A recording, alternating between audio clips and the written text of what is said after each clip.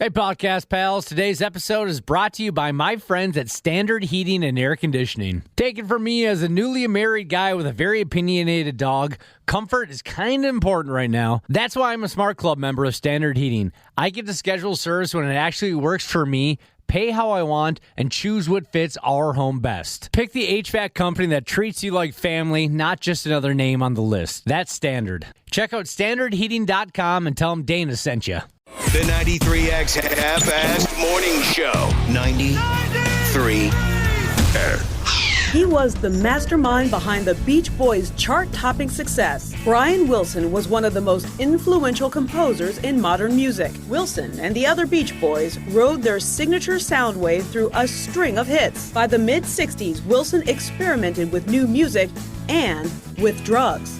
He said an LSD experience helped him write the Beach Boys' 1966 magnum opus, Pet Sounds. Pet Sounds is widely considered one of the greatest albums of all time. Brian Wilson, a musical master who faced personal discord and wrote enduring harmonies. Well, balls. We never enjoy starting things out with a sad vibe. But at the same time, Josh, we got to pay our respects. We want good vibrations, not bad vibrations. Oh, yeah. I didn't even realize what I had done to myself in that moment. As we welcome you to the Thursday edition of the 93X Half-Assed Morning Show, we got to go ahead and let you know that, as that lady was explaining there in the audio, an absolute all-timer in the music business, Brian Wilson. He checked out. Brian Wilson of the Beach Boys is gone. He got all the way up to 82 years old. The founder of one of the greatest musical acts ever. That's a good poke. I wouldn't be mad with 82. Yeah, I wouldn't be too upset about that either. Until just now, I didn't realize that the Beach Boys were responsible for all those bangers. I love those songs. They created a lot of great ones. They really did. I believe the news clip you had there, Josh, mentioned he was diagnosed with dementia quite a few years ago. Yeah, and obviously that's sad no matter what, but there was stories surrounding that. He was taken advantage by some sort of psychotherapist. There was a lawsuit about it.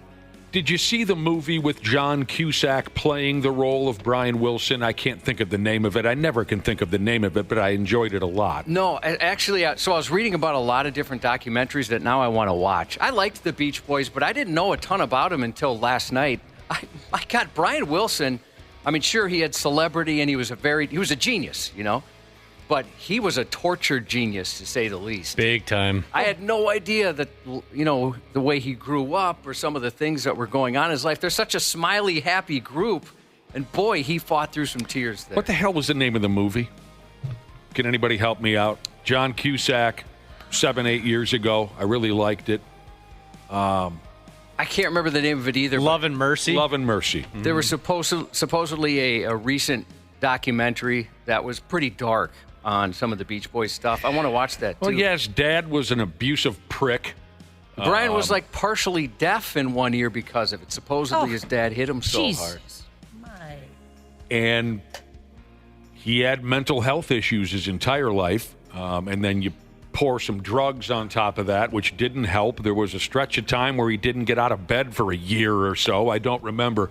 He was, how did you put it, a tortured genius. You couldn't put it any better than that. And at one point, have you ever heard of a method musician? No. I hadn't until reading about him last night. He was a method musician, meaning things like when he was writing songs, they're all beach and fun and surfing and stuff like that. Cars. Yeah.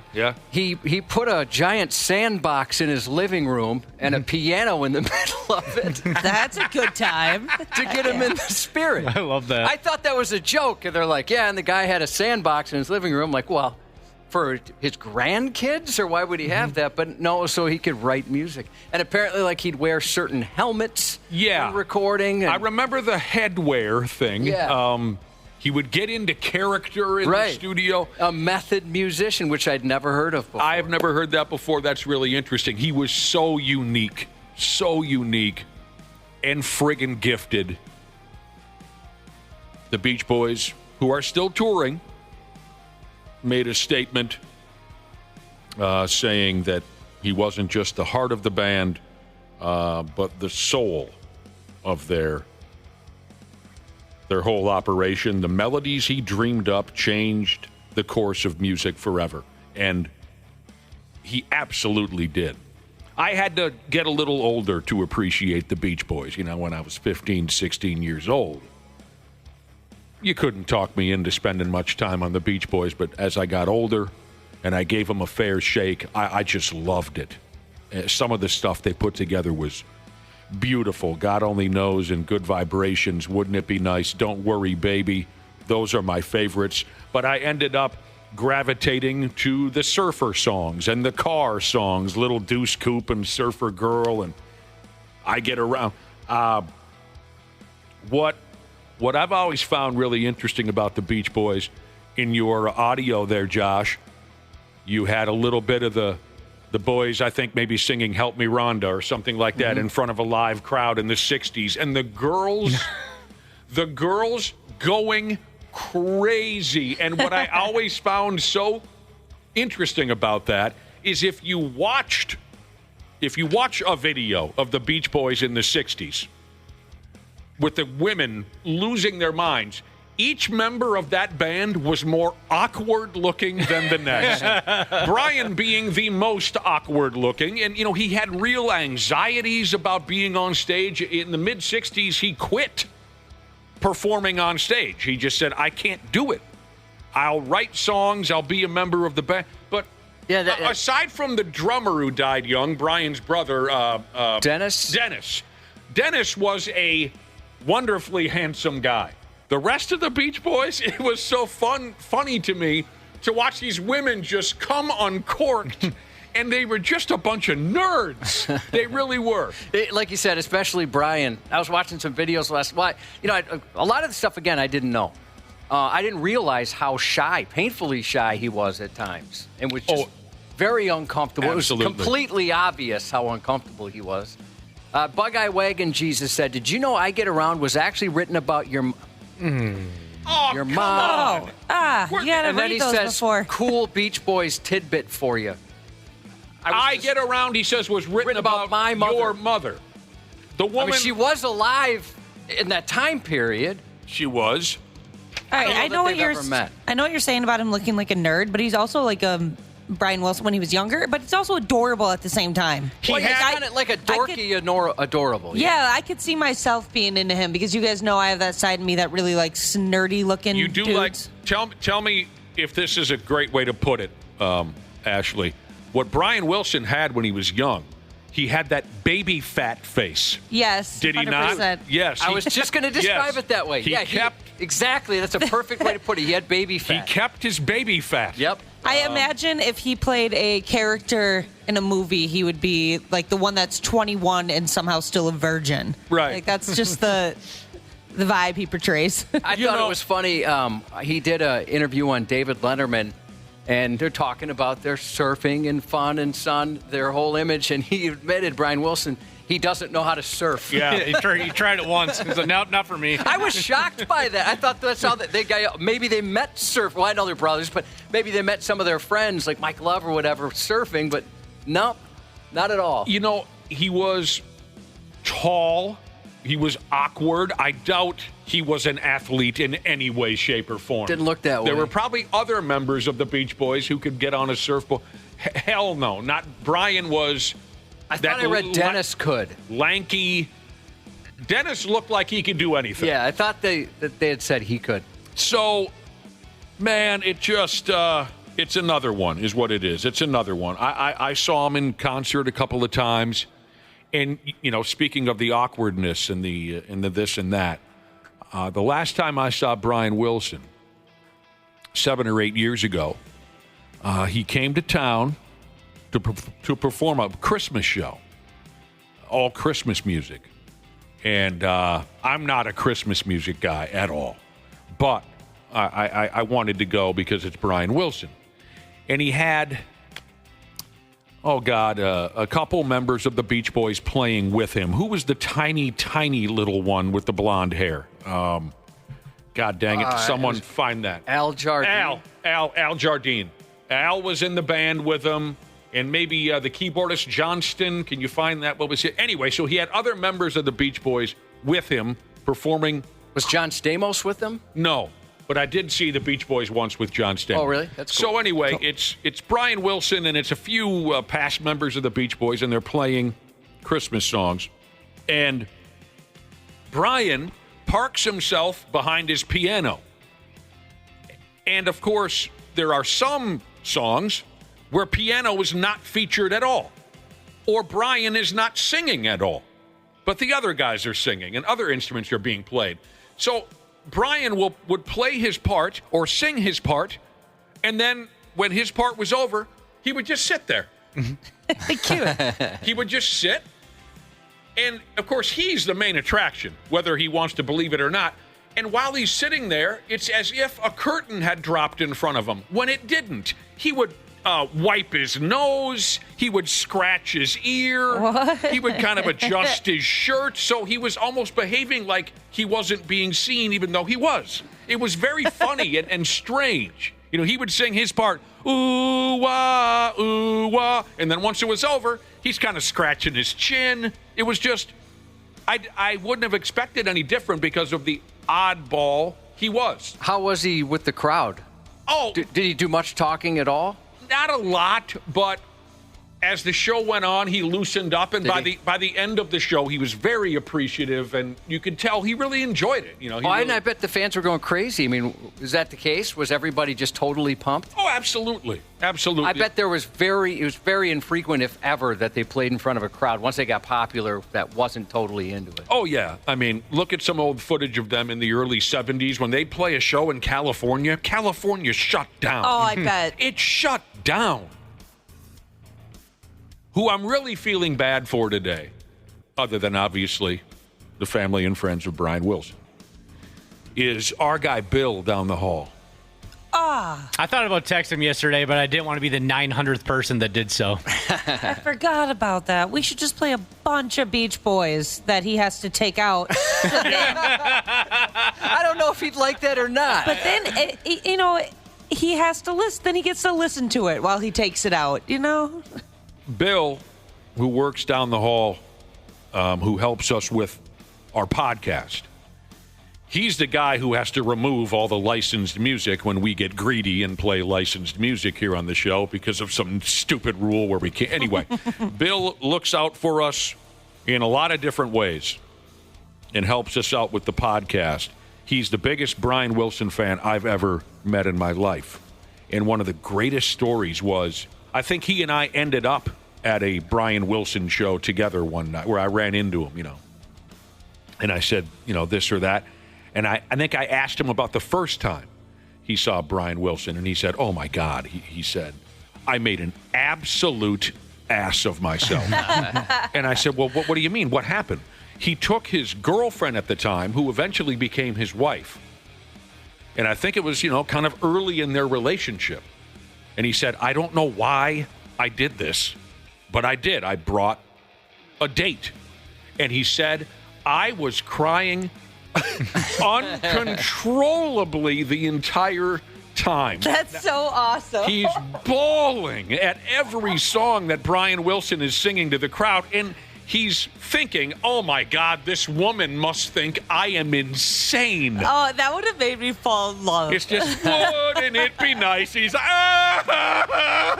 Just in general, he's the biggest passionate music fan I've ever met. He is. Really? Oh, Yeah, yeah. big time. He could go deep on any genre. He is very, very knowledgeable and passionate about it. I would never expect him to be such a big Beach Boys fan. Oh, man. This text says, Paul McCartney once said, without the Beach Boys' Pet Sounds album, there would never have been a Sgt. Pepper album. That's another thing I read. Their rivalry kept them both sharp. Absolutely. And there was a mutual respect. Yeah. But yeah, and then one of them, they'd make each other better. Both groups said that. The Beach Boys were the first tape I ever had, cassette tape as a kid. I loved the song Surfin' USA. I'd jump on the couch and surf along to it as a young, dumb kid. And I just kind of, as I grew up, I just kind of thought they were like a boy band the same way like New Kids on the Block were a boy band. I didn't appreciate them wasn't until I got into high school and I bonded with the teacher. He loved music and he'd always, share his knowledge with me. And he said, Beach Boys' Pet Sounds, that's one of the most influential albums of all time. And I laughed because I thought he was making a joke. I thought it would be me saying, In Sync, No Strings Attached, one of the most influential albums of all time. And it wasn't until that point that I started to kind of dig in and realize, holy crap, these guys were more than just, hey, we surf, we're cool. They've made some absolutely legendary music. Absolutely, they did. So real quick, for Bill, can we just play a little bit of Wouldn't It Be Nice? He's going to have to remove it from the podcast. Can we just get a little dose in case there's a few folks who are saying, all I've ever heard is California Girls, and just a little taste. I mean, Brian deserves it. Brian Wilson deserves it. Ah, boy, here we go. Looks like we played some licensed music on the show today, so we need to take that out. But since we're here, thank you for listening to the podcast. And you know what? I love you. I appreciate you listening. God, that's so much fun. Now I got tears in my eyes. HVAC/R and Stuff Jesus recommends, we play two songs a morning. Maybe we do Beach Boys this morning. That's a great idea. Wouldn't bother me at all. Man. And you got the Vuvuzela in the background, and one guy's got Christmas bells and all the wacky stuff that they used to do back in the... a listener texted in and said, wasn't Brian Wilson associated with Charles Manson? No, that was Dennis, actually. His brother, the drummer. If I remember right, Dennis became friends with this, local hippie. Things were very different in Southern California in 1966 or whatever. Yeah, they just did whatever. Very open. And if I remember the story right, he makes friends with this hippie, Charles Manson. And Charles Manson completely took advantage of Dennis Wilson and his generosity. And one night, Dennis Wilson comes home from, touring with the Beach Boys, and Psycho Nuts and his killer hippie friends had just taken over Dennis's house. What? That's scary. And that's so scary. Then a few people said, hey, you might want to be careful around this guy. Marilyn Manson terrifies me. Maybe don't be hanging out with this dude. What can you friggin' do? All right. What else is going on this morning? Oh, we have a special guest at 8:20 for the first time in a couple, 3 weeks because, we had some time off and this happened and that happened. Dr. Andrea Johnston from Gurman Animal Hospital will be in a little bit later on this morning so we can talk about our house pets again. And if you have any worries or concerns or questions, she'll answer them. She will. She's the best. Oh. Anoka Hockey Dad Jesus texted in to say when I was a kid, every year, the Easter Bunny would bring me a Beach Boys 8-track or cassette tape. Oh, cool. Easter Bunny's got good taste. And he's like, Surfer Girl, I got this one already. Yes, Mopar Dad Jesus texted in to explain to us, because I never understood the gist of the song. I'm sure none of us did. But Mopar Dad Jesus is here to straighten us out. In the song, Wouldn't It Be Nice, Brian Wilson wants to be older so he can be banging. Yes. Thank you for clearing that up. Yeah. There you go. Father's Day coming up this weekend, too. We were talking about everything that Ashley's got going on this weekend. She's got a wedding. She's got a baby shower. We talked about that yesterday. I completely forgot. Isn't Father's Day this weekend? Yeah, Sunday. When is your family finally going to treat you right? Oh, I think they treat me right with all the... I mean, they abuse me quite a bit, but it could be worse. Financially and verbally. Yeah, exactly. Mm-hmm. They leave it at that. It could be worse. Just those two things. They better go all out this time around. I know I say that every year, but they better show you a good time this time around. Oh, they do. They do. I mean, I bet your daughter always does something fun. They've got other plans. They got other things. Yeah. So I'm sure they'd be there if they could. All right. Something we can share with Dr. Andrea later. I wonder if she'll take an interest in this. I do have a report here in my hands on the list of dog breeds most likely to get diarrhea. Oh. Yeah. Yeah. I've had one of these, and she did get diarrhea quite often. So don't tell us now. But you had one of the breeds on the list I used that's to, most likely you had. Yes. Oh, no, darn it. I want to see the list. You got to wait. I'm not going to give information like this away 2 hours ahead of time. It's called a tease, Ashley. Yes. You never leave the studio either, so it's not like I can steal it. You can't see my stuff because I never leave the studio. No. You're in and out. Bladder of steel. Yeah, you're taking a leak every 10 minutes. Yeah, you got to leave during breaks now when we're middle of time. Oh, I knew that was going to happen eventually. Yeah. It took 7 months. I never thought that this is the information I'd have to protect. The list of dogs I'm going to most get that. likely to get diarrheas. I see the one on the list, Josh, that you once owned. Yep. But I'm not going to give it away because, as Dana told us, this is the radio business. You got to tease folks. You can't give everything away.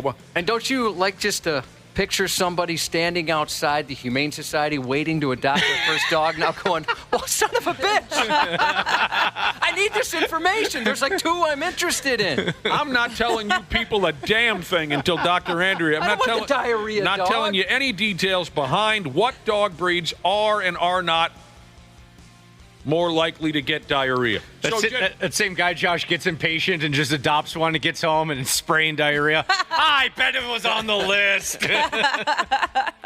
Well, just tell me this much, Josh. Was it pretty bad? It could be, yeah. Oh. She had a very irritable tummy. Oh, Didn't take much. I can relate to that. You do? Well, you used to. I used to be able to relate to that. Now, even though Nick is my dog, Nick is not on the list, Hot Cocoa. She's But I would have made the list 15, 20, 25 years ago. Yeah. I would have made the list. As young people say, you had that dog in you. Whew, there was something in me. And it had to get out no matter Every day. It was whether I barley wanted. and hops. Oh, it was bad. A lot of barley and hops. All right. Well, then there you go. We'll take a little break, Ski. If we'll have a little team meeting if we want to only play Beach Boys. We can do whatever we want. Josh and I, at least, have made ourselves untouchable in the building, so we can pretty much do whatever we want. I'm just here for the ride. And the bathrooms. Yep. And trips to the John. That's Yep. right. Okay, we'll be back with the stupid news here in a few minutes on the Half-Assed Morning Show. The 93X Half-Assed Morning Show. Hey, podcast pals. Today's episode is brought to you by my friends at Standard Heating and Air Conditioning. Take it from me as a newly married guy with a very opinionated dog. Comfort is kind of important right now. That's why I'm a Smart Club member of Standard Heating. I get to schedule service when it actually works for me, pay how I want, and choose what fits our home best. Pick the HVAC company that treats you like family, not just another name on the list. That's Standard. Check out standardheating.com and tell them Dana sent you. This episode is brought to you by Progressive Insurance. Fiscally responsible, financial geniuses, monetary magicians. These are things people say about drivers who switch their car insurance to Progressive and save hundreds. Because Progressive offers discounts for paying in full, owning a home, and more. Plus, you can count on their great customer service to help you when you need it, so your dollar goes a long way. Visit Progressive.com to see if you could save on car insurance. Progressive Casualty Insurance Company and Affiliates. Potential savings will vary. Not available in all states or situations. I am Michael Rosenbaum. I am Tom Welling. Welcome to Talkville, where it's fun to talk about Smallville. We're going to be talking to sometimes guest stars. Are you liking the direction Lois is going in? Yeah, because I'm getting more screen time. It's good. But mostly it's just me and Tom remembering. I think we all feel like there was a scene missing here. You got me, Tom. Let's revisit it. Let's look at it. See what we remember. See what we remember. I had never been around anything like that before. I mean, it was so fun. Talkville. Talkville. I just had a flashback. Follow and listen on your favorite platform. Let's get into it. Stupid news on the Half-Assed Morning Show.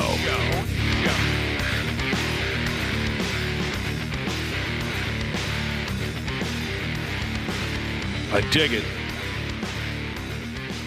I really do. And a lot of our listeners were digging the Beach Boys when we played Good Vibrations a few minutes ago to honor, in case you haven't heard yet, to honor the passing of Brian Wilson. Very sad. But quite a few people texted in and said, damn, that is good stuff. Uncle Bitch, Jesus, texted in and said, we brought him back to 1984, his very first concert.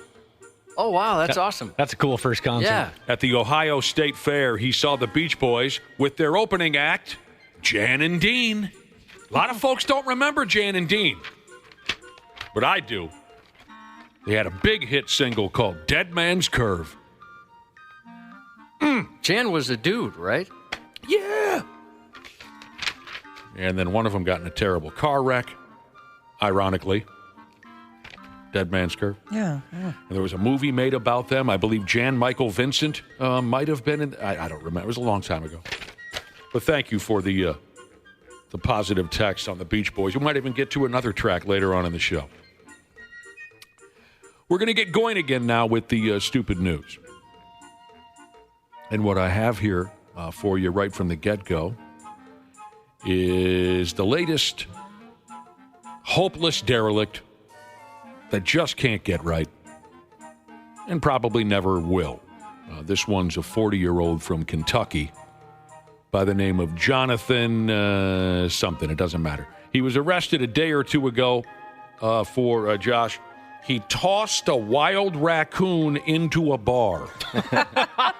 Poor raccoon. A raccoon grenade. Oh, man. Right, he did. He tossed a wild raccoon into a bar full of people. And as Ashley said, the raccoon wanted no part of it. So the raccoon is pissed and confused. It flipped out and attacked a few people. The raccoon, it bit the piss out of one poor bastard who was just trying to pull tabs and get drunk.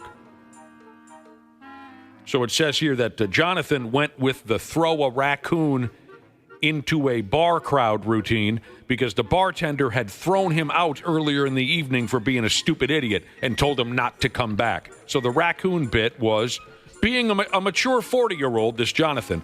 That was Jonathan's act of revenge for being thrown out the bar. Oh. Revenge by raccoon. That's wonderful. I can't imagine just sitting there doing your job. Next thing you know, the door swings open. Here comes flying in a raccoon. Doing your job, I can't imagine being hammered at the bar and all of a sudden there's a raccoon running around. See, that would be more fun. I'd be okay with that. I would think, okay, I've had one too many. Yeah. I'm seeing raccoons now. Here we go. This is going to be a day. I'm going to have a story.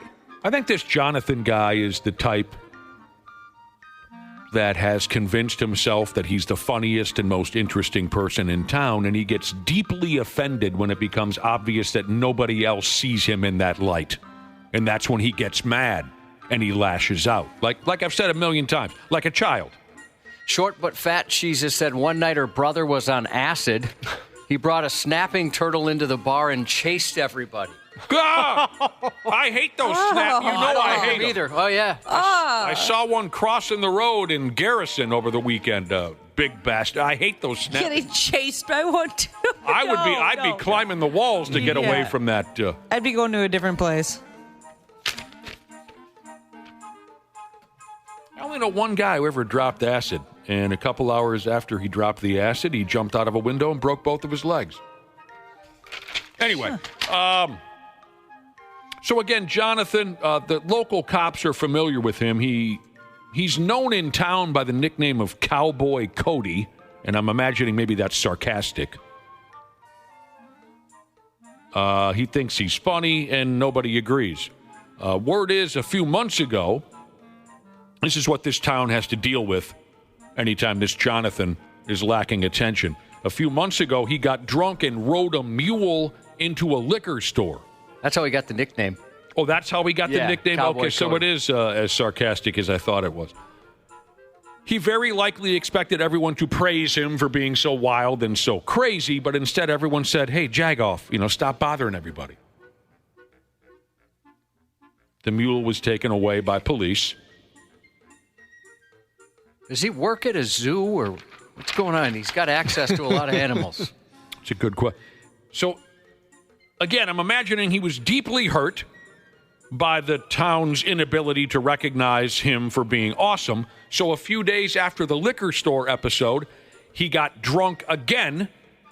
And it says here he, quote, and I'm not sure the details on this, he, quote, unsuccessfully tried to retake the mule. I'm not sure what that means, but I bet it was very entertaining. The cops ended up beating him and arresting him all over again. So, you know, as we've discussed before, there aren't a lot of things in life more miserable than the I'm so crazy, please look at me, and how funny I am guy. Just exhausting. There aren't a lot of things in life more difficult and miserable than the I'm so crazy, check me out guy. Being in the radio business for 30 years, we've endured more than our fair share of those gross characters. Now, by the way, I looked a little deeper into the details on this Jonathan vomit bag, and there was another story where he was drunk on another occasion, and the police spotted him. Ashley's not going to like this. The police spotted him in a parking lot beating that poor mule with a whip.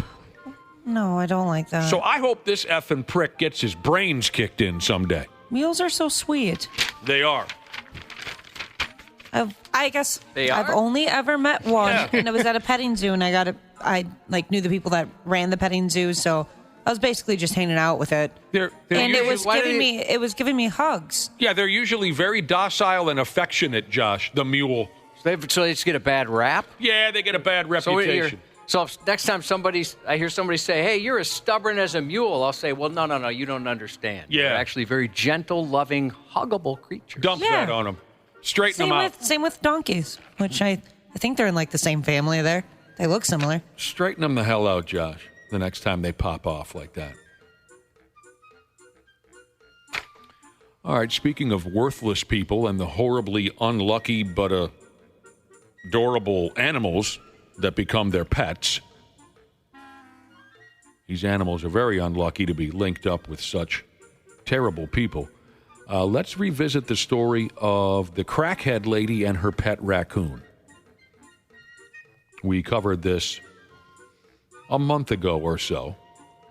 The crackhead lady in Ohio with her pet raccoon. And we all feared when we originally saw the story and discussed the story, we feared that this crackhead lady had gone ahead and taught her raccoon to smoke crack rocks with her. Does everyone recall this? Yes. How could I forget? That's some of my favorite video and audio of the year, the body cam audio. Here's the recap. Cops in a place called Springfield Township, Ohio, stopped the lady in her garbage-filled minivan, and that's not an exaggeration. This minivan she was driving was filled up to the windows with just straight-up trash. She was stopped by the cops because she had an outstanding warrant. While placing her under arrest, the cops saw a raccoon lift its little cute noggin up from the mountains of trash inside the vehicle. Oh, look, she's got a... And that's when the cop noticed that the little peckerhead raccoon had something in its mitts. Little harmless raccoon was holding a meth and or crack pipe. The raccoon has her meth pipe. Has what? Oh my God. Her meth pipe. He's playing with the meth pipe right now. Oh, there's no way. He's trying to smoke it. All right. There's no way. All right, enough fun and games. That cop is very easily entertained. I love how geeked he is. I'd be the same way in that situation. What was interesting to me was, if you watch the video, in my opinion, Josh, you tell me if I'm wrong, the little raccoon appeared to me to be offering the pipe up to the cop as a friendly gesture, as if it was trying to show the cop, I want to be your friend. Here's something that belongs to me, and I'm willing to share it with you. And he wanted to share the experience because I believe he had a second pipe when they took the first one from him. Yeah, he had a backup pipe. So they were going to smoke together. Like when you're visiting a friend's house and your friend's dog brings you one of their favorite toys, as if they're saying, I like you and we can play together if you want to. That's how the raccoon struck me. And Josh is right. The raccoon actually had 2 crack pipes within its reach inside the dumpster on wheels that it was riding in. The cops learned that the crack rock lady had named her friendly pet raccoon Chewy. So, here's the sad update. Apparently, the crackhead lady, by the name of Paige, I think, but it also doesn't really matter, she's been charged with all kinds of crack rock-related things, and she's waiting to go to, what do you call that big building? Court. She's waiting to go to court on charges. She's currently living in a tent, and Chewy is still there with her. Chewy the raccoon. The local television news got a hold of her, and she says no matter what, she'll never surrender Chewy, which, of course, is terrible news for Chewy. Yeah, I don't think it's a mutual friendship they have. I really don't. No, I agree. Chewy wants to move on with his life. She also has several dogs living in the tent with her. The good news is she's going to likely go to prison soon enough, so with a little luck, Chewy can find an owner who isn't a dangerous drug addict, and the dogs can find the same. She admitted she did not have a permit to keep Chewy. She also says she bought Chewy online, but she can't find the receipt. Oh, it's got to be in the car somewhere. What? You can't find my Amazon history. Yeah, did you use a card? We could track it that way. You're kidding me. Oh, she's lying. She didn't buy him online. I know, but like, why? I mean, you're kidding me that was her.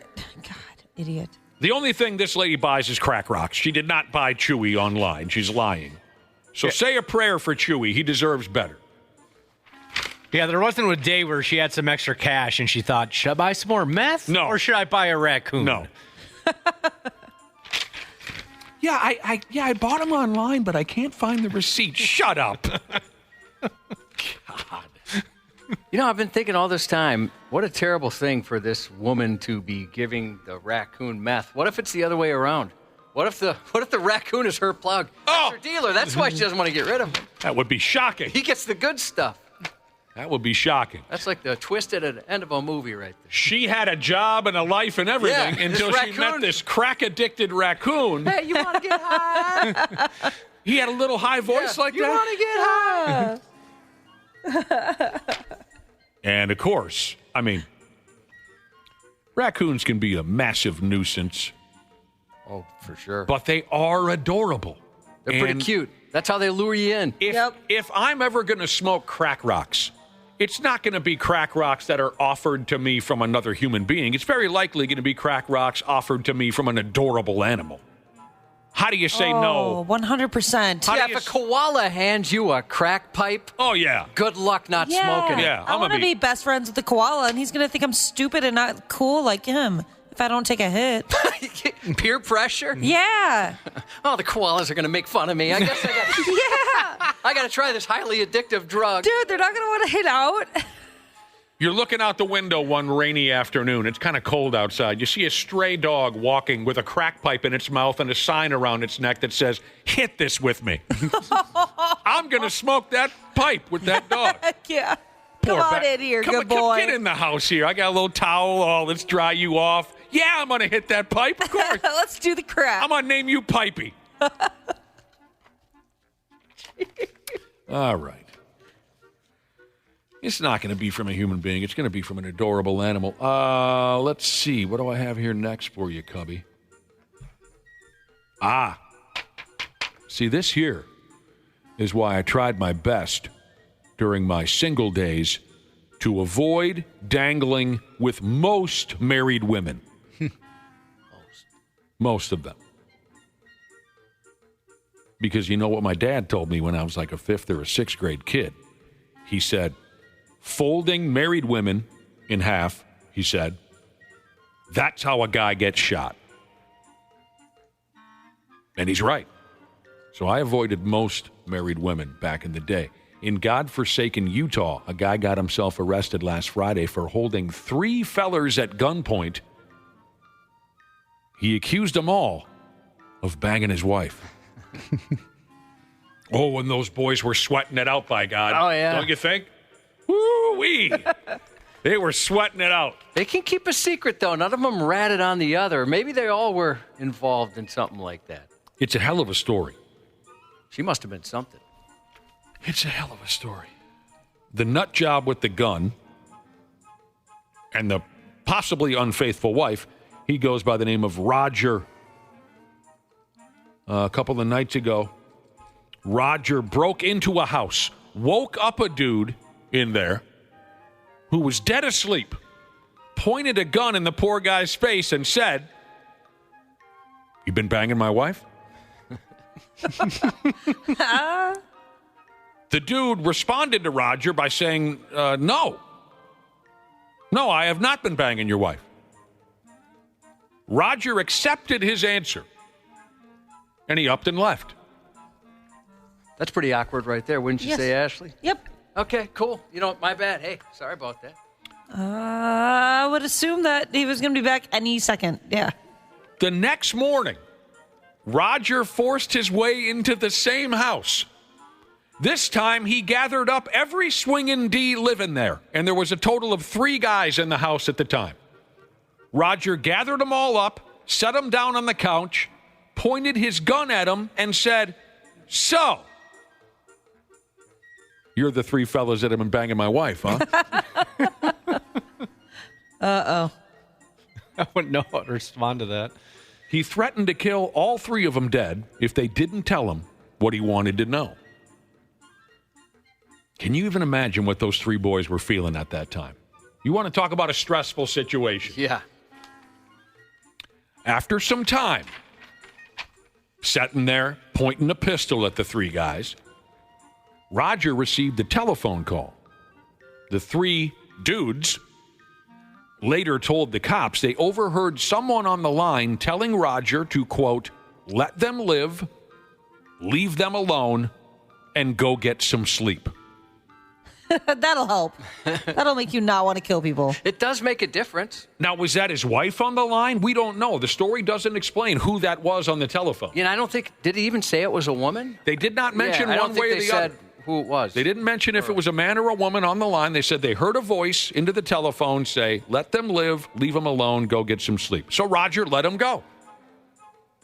But he told the 3 dudes, "if you call the cops, I'll find you, and I'll kill you." I'd call the cops. They called the cops anyway. Yes, yep. Pretty Good much call at that immediately point. I would as well. Yep. I probably would have already. They already would have been called. Roger took off. The Utah State Police fired up the helicopter and the whole works to find Roger, and they did.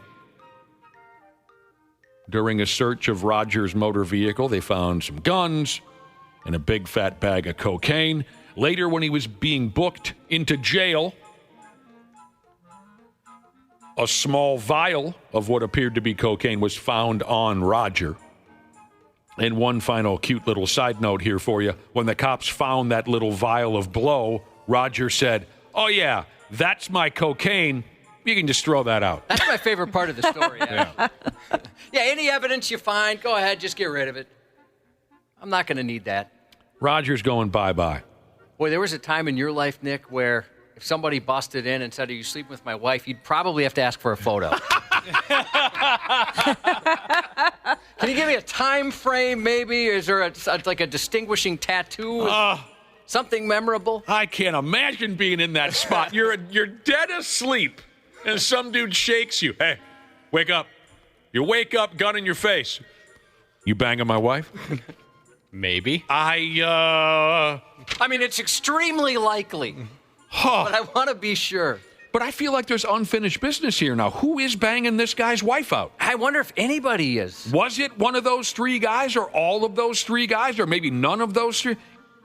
I don't know. We don't know.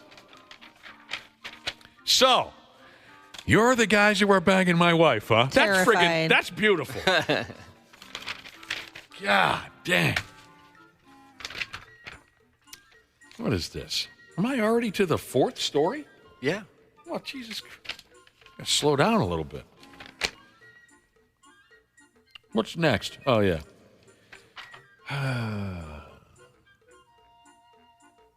15, 20 years ago, we Americans would probably have been appalled by this. But seeing how our politicians are such complete clowns these days, hell, to me, this German dude sounds like fun. He sounds way better than what we got going, that's for sure. A German politician got naked and had some pictures of his naked carcass posted in the local papers, looking for folks to join him at a swingers party. This guy seems like a good time. Come on! Yeah, he does. This guy says. German politician, he got completely nude, had some pictures taken, put them in the local paper, because he wants some fellow Germans to come with him over to France. He wants to go all the way to France for a swingers party. He goes by the name of Julian Ferrat. And he has some type of city councilman position, whatever. He says he's got an 8-day swingers sex trip all ready to roll. Who wants to go along and bump, he says, with me and whoever else crosses our path. Might be a decent way to convince him to put a stoplight in your neighborhood or something like that. Hey, I'm willing to do anything. Smart. I see. So you go on the sex trip with him.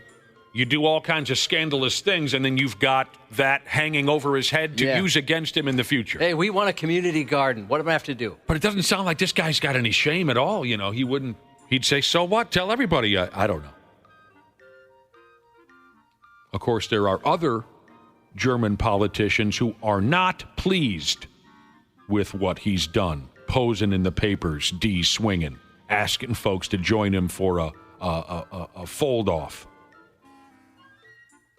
A couple of local politicians are calling him embarrassing. And a friggin' idiot is what they're calling him. Do you know how to say friggin' idiot in German? No. Okay. Even though I took 2 years, I remember how to count, and that's about it. Did you take 2 years of German? Mm-hmm. That sounds... You don't remember a damn thing? Barely anything. Other than the counting. Just counting. Yeah. Really? I see, guys, I still remember some things about Spanish class. Yeah, I took a French class for 4 years, and I barely know anything. Huh. Probably the same amount of German I know, and I only know German because my brother took it, and so he would just use it in casual conversation. I remember, mi perro. What's that? My dog. I knew that one. We took 6th and 7th grade, I think I took. I remember muy bonita. Very pretty? Very pretty. I know kitchen Spanish. Kitchen Spanish. One more. I didn't hear what you said. Kitchen Spanish, so like whatever words you would use quick, like caliente, it's hot. Oh, kitchen. You know kitchen words in Spanish. Yeah. Oh yeah, I learned because there's been some creepy cooks. Yes, all the words I learned. I know kitchen Spanish and kitchen Swahili, and so there was a guy I used to wash dishes with, and he spoke Swahili. I've never heard it put that way. Kitchen Spanish, kitchen Swahili.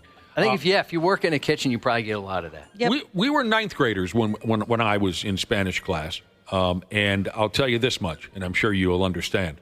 The laughs we had on the day we had to start saying the word factura. The laughs that we had. Okay, back to this German politician. He got naked, he put his pictures in the local papers, and he's asking fellow Germans to join him on a swingers trip. He said he's looking for curious and open-minded citizens. Well, hell, that's us. Mm-hmm. He says everyone, if they go on the trip, they can have sex out of doors.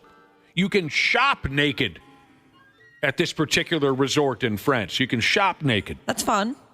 Here's a quote from the guy. He says, remember, he's a politician.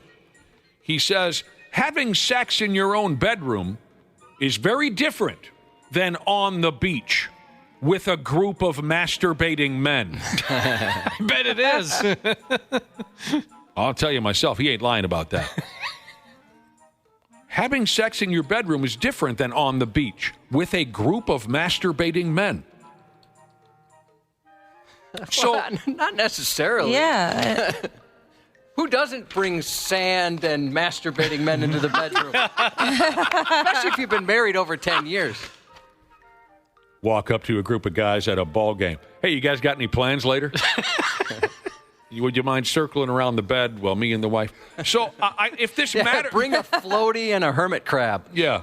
If this matters at all to you, it sounds like this dude is selling this trip as a way to experience what a wonderful place they have there in France with all the public sex and the men masturbating at your bedside.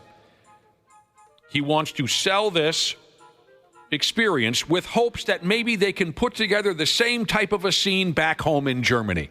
If you come over here with me to France, I'll show you how great this is with the swingers and the constant sex, and then you come back to Germany with me, and we'll get something cooking in our home country just like this. As of a month ago, 22 people have confirmed they're going to go ahead and join the dude on the trip. Guess how many of them are men? Go! Ready, go! 99%. Well, you give me a number. 22 people have agreed. 21. Okay, Dana. Yeah, I go all men. 22. The answer is 14 men. Oh, okay. That's actually a pretty good ratio. Yeah, and 8 it's not women bad. have agreed to go on this trip with him. It's not the first time Julian, the German politician, has posed naked for something or another. So, he obviously has something wrong with him. He's a little goofy. Yeah. He published, and I guess when he first got, what's the word in politics? It's not hired. The word is elected. When he first got elected to public office, he also took out an ad in the local paper with a photo of him naked. Interesting, dude. Interesting, dude. Yeah. He really loves sex with random people, and who doesn't? But he also really wants his countrymen to see his body. Yeah, I'm different than horny. Yeah, he's got a thing going.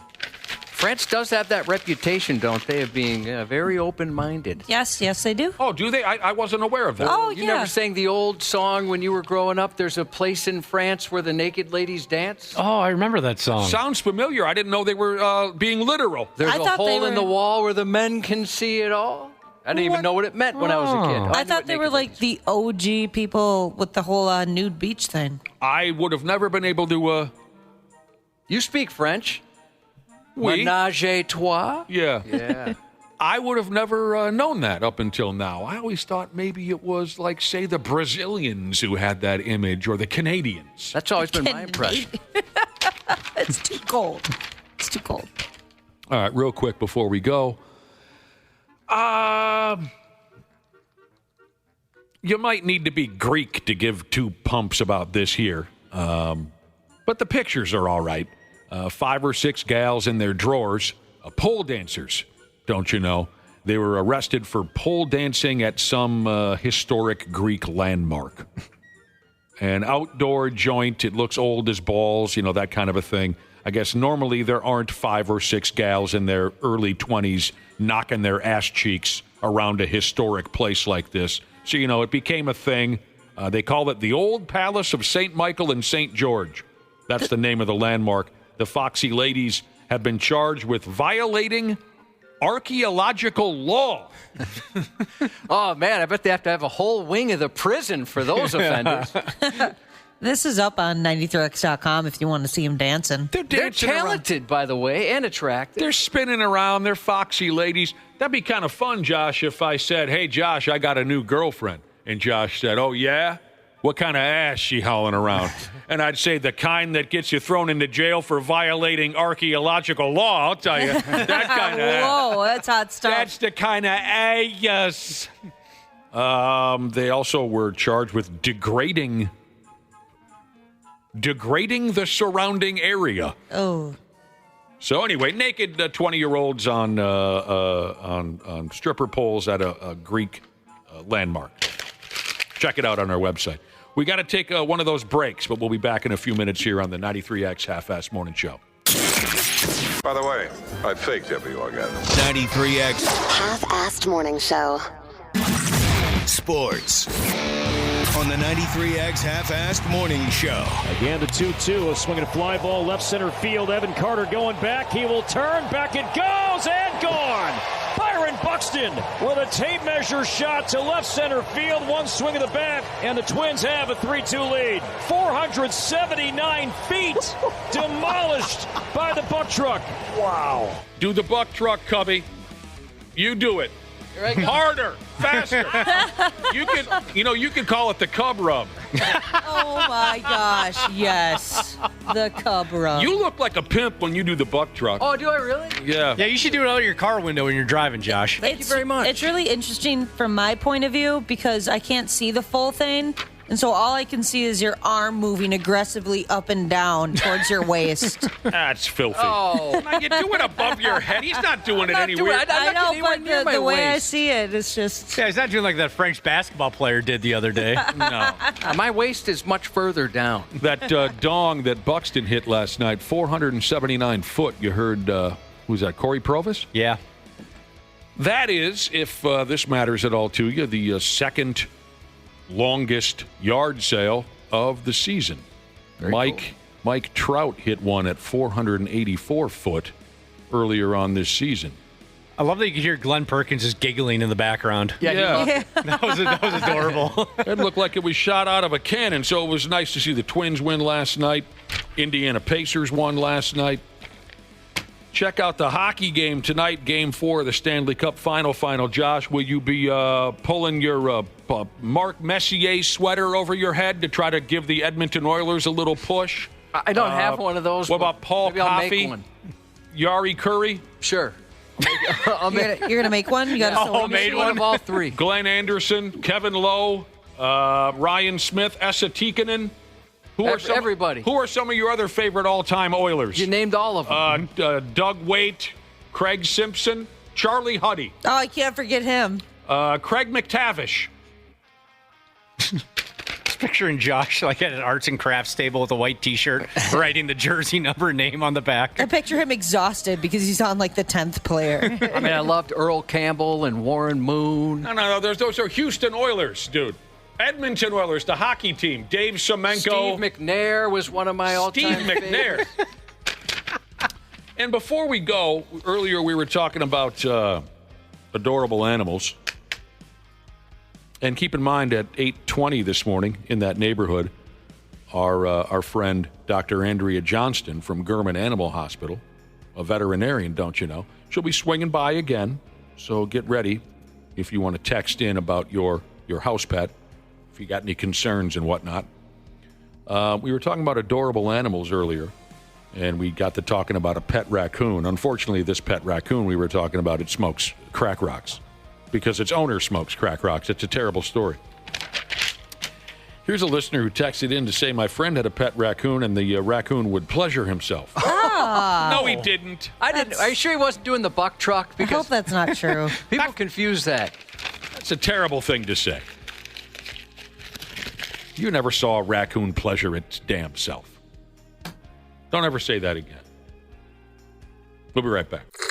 Right now on the Luther Bloomington Kia text line, text the word BOAT, B-O-A-T, to 651-989-9393 for a chance to win a 4-pack of tickets to the 93X Hams Booze Cruise on Friday, June 27th on Stillwater Riverboats. Prize provided by Warner's Dock and Red Wing Shoes. The only way aboard is to listen and win. Head to 93x.com for more info. This contest keyword is good through Friday, June 13th at 11:59 p.m.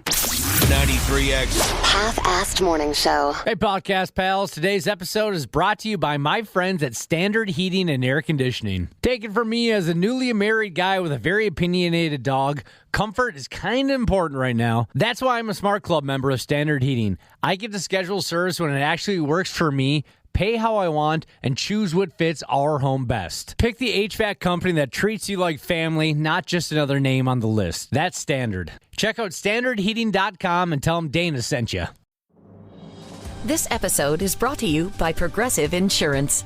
You chose to hit play on this podcast today. Smart choice. Progressive loves to help people make smart choices. That's why they offer a tool called Auto Quote Explorer that allows you to compare your Progressive car insurance quote with rates from other companies. So you save time on the research and can enjoy savings when you choose the best rate for you. Give it a try after this episode at Progressive.com. Progressive Casualty Insurance Company and Affiliates. Not available in all states or situations. Prices vary based on how you buy. Expert entrepreneur Ed Milet is on a mission to max out your life. We're throwing open the metaphorical closet doors of our lives. We're going to be cleaning out the closet. What no longer fits? Audit some of your relationships. How about auditing your emotions? Maybe it's your career you need to look at. Get your life together for this season. The Ed Milet Show. It's time for a little cleaning of the soul. Let's get a little ruthless, a little refreshing, and a little real. God bless you, everyone. Follow and listen on your favorite platform. 93X Half-Assed Morning Show. Nice. 93X. Nice. Brian just threw away the rule book, just took you out of where you were and took you to another place. There was no greater world created in rock and roll than the Beach Boys. The level of musicianship, I don't think anybody's touched it yet. Brian Wilson, the legendary co-founder of the Beach Boys and a member of the Rock and Roll Hall of Fame, sadly has passed at the age of 82. His family shared the news yesterday through his official website and social media accounts. Wilson helped form the Beach Boys back in 1961, just out of high school, along his brothers Carl and Dennis, his cousin Mike Love, and his childhood friends Al Jardine and David Marks. Together with the rest of the band, they transformed from a local Southern California act into a global icon of surf, sun, and harmony, even though Brian never learned to surf. When I was a kid, when I was like 12, 13, 14, 15, Right. in that time period, and I started hearing your music, it changed my life. Did it really? Are you saying? No, I'm not. Okay. Well, I am just saying it. I mean, we just heard me say it, but Yeah. all I wanted to do was surf. Yeah. Yeah. I never learned that. That's too dangerous for me. Did you ever try it at all? I tried it once, and the board just missed my eye. Yeah. And I thought that was it for me, and I lived through it, but Yeah. I just thought it was so dangerous. So I don't try it. Yeah, it was tough for me living in Indiana. Yeah. Over their career, the group notched more than 30 top 40 hits, sold over 100 million records worldwide. Their 1966 Pet Sounds album ranked number 2 on Rolling Stone's list of the 500 greatest albums of all time, edged out only by the Beatles' Sgt. Pepper's Lonely Hearts Club Band, a friendly rivalry that echoed throughout the era. Brian Wilson was honored with 2 Grammys, an induction into the Rock and Roll Hall of Fame and the Songwriters Hall of Fame, and recognition from the Kennedy Center Honors Committee in 2007. No further details on his death have been released at this time, but he was diagnosed with dementia. Well, what a friggin' mark he made, though. It was fun yesterday and this morning, too, hearing a lot of their music and kind of taking me back to when I was a kid. I mean, earlier on, to pay tribute to Brian, we played Good Vibrations on this radio station, which was a lot of fun, and maybe we'll play a little more later. And it was interesting, the text messages we got from our listeners who said, I'd kind of forgotten how beautiful and how much fun the Beach Boys' music was. Like you just said, it brought you back to when you were a kid. A couple people texted in and said, my dad used to listen to these records so loud when I was a kid, and it makes me feel good to hear them again. That's the kind of music that the Beach Boys made, to me, is just stuff that made you feel good. In a bizarre blend of blade and benevolence, a Florida man wielding a machete managed to mangle and then medically assist his victim, all in the same breath. The 35-year-old machete-wielding man got into a verbal altercation with the victim near a Kissimmee gas station Monday before stabbing him with the machete. God dang, I bet that hurts to get stabbed by a machete. Can't even imagine. or anything else for that matter. But instead of fleeing, the machete man morphed into a makeshift medic, scooping up the victim and speeding him off to the hospital himself. Like instant regret? I don't know. We're like, oh, man, that thing's a lot more sharp than I thought it was. I don't know what happened. Meanwhile, deputies discovered that the incident began as a verbal argument between the suspect and the victim at a Circle K. That confrontation escalated, ending with the victim being stabbed with the machete, and then, oddly enough, driven to a hospital by the same man who introduced him to Mr. Ouchie. The victim's sister flagged down an FHP trooper near the Circle K on West Earl Bronson Memorial Highway in Kissimmee, saying that Angel Ramos Arce was behind the attack. Deputies say that the two men got into an argument that turned violent at the gas station. A suspect, a search that is, that the suspect's truck turned up the machete. They found it in the bed of the vehicle. No word on a catalyst for the Circle K kerfuffle. Let me ask you something, Cubby, because you're the kind of guy that knows how to operate in all different situations. If I'm stabbed by a person and then that person picks me up and takes me to the hospital and saves my life, do I say thank you? I think I would. Tough spot. Yeah. It's a tough spot. Listen, this didn't start the way either one of us would want it. Okay. But I really appreciate you taking me to the hospital. You know, a little instant redemption. Yeah. But I owe you one stabbing. Okay, yeah. Unfortunately, I'm still pressing charges because you did stab me with a machete, man. I owe you one. That's a cool way to look at it. Thank you, but I owe you one. Yeah, I will be pressing charges, like you said, Ashley. But I'm also going to reimburse you for the gas money it took to get here. And I will clean your machete. Sam's Club had to throw out over $10,000 worth of Spam and Vienna sausages after a 70-year-old man whipped out his own meat and gave the canned goods an unsolicited golden marinade. God help us all. They'll cancel your Sam's Club membership for that. He peed on Vienna sausages and Spam. And the Spam. That's not supposed to happen at Sam's Club. Are you saying that's a Costco thing, or where would you think that would happen? Where are you expecting to see that exactly? Well, you know, it's like you've talked about, Josh, being a part of those clubs like Costco and Sam's Club. That's an elite status. Yeah, That's not we don't supposed want to happen. you in part of our club. Yeah. You're not a part of our club if you're going to do that. Was this guy violently drunk? You know, they didn't say. He just looked like the type of guy that would do something like this on a whim. Sure. It happened in Lady Lake, Florida, just outside Orlando, where shopper Patrick Mitchell was caught urinating in aisle 18. A witness snapped a photo of the 70-year-old and his withered wiener and alerted store staff. 70-year-old? 70. 70. Sam's Club managers reviewed security footage and saw Mitchell casually stroll up to the pallets, position his hands below his waist, and stand still for several seconds, behavior they described as, quote, consistent with urination. Yes, Yeah, I'd say so. Yeah, that guy's taking a leak. It is consistent with urination. Mm-hmm. Employees confirmed 2 pallets had been contaminated, about 188 bulk packages of Vienna sausages, 345 units of 8-count Spam Classic, all of which had to be thrown out due to Grandpa P. Surveillance also showed the 70-year-old casually roaming the snack aisle afterward, then taking a seat on some patio furniture for roughly 10 minutes. He headed to a checkout afterwards, paying for his items, and left like nothing happened. He chilled out on some patio furniture for a while? Yeah, he took a 10-minute break. Okay. But what Mitchell didn't seem to consider is that thanks to the Sam's Club membership system, shoppers have to scan their cards at checkout, which now gave police his name. Oh. His DMV photo matched the witness's cell phone video, the man showcasing his surprisingly healthy prostate for his age, confirming that Mitchell was indeed the man behind the mess. Well, that's just gross in every way. Me and a pal over the weekend, we were just talking about Spizam. So good. And how much we love it. It's always my first stop at the state fair is the Spam burger booth. Just not urine-soaked Spam. No, I don't want urine-soaked anything. No, no. Really, if you want to get into... Well, I guess I could think of some things. What can you think of? Wait a minute now. No, she's having a coughing fit. Are you okay? Yeah, I didn't get a finish. I was going to say, I can think of some things that I'm sure you would like, Nick. Urine-soaked. Isn't that kind of your I have no idea where she's going with this. Isn't that kind of your thing? That is not my thing. You've said before that you enjoy water sports.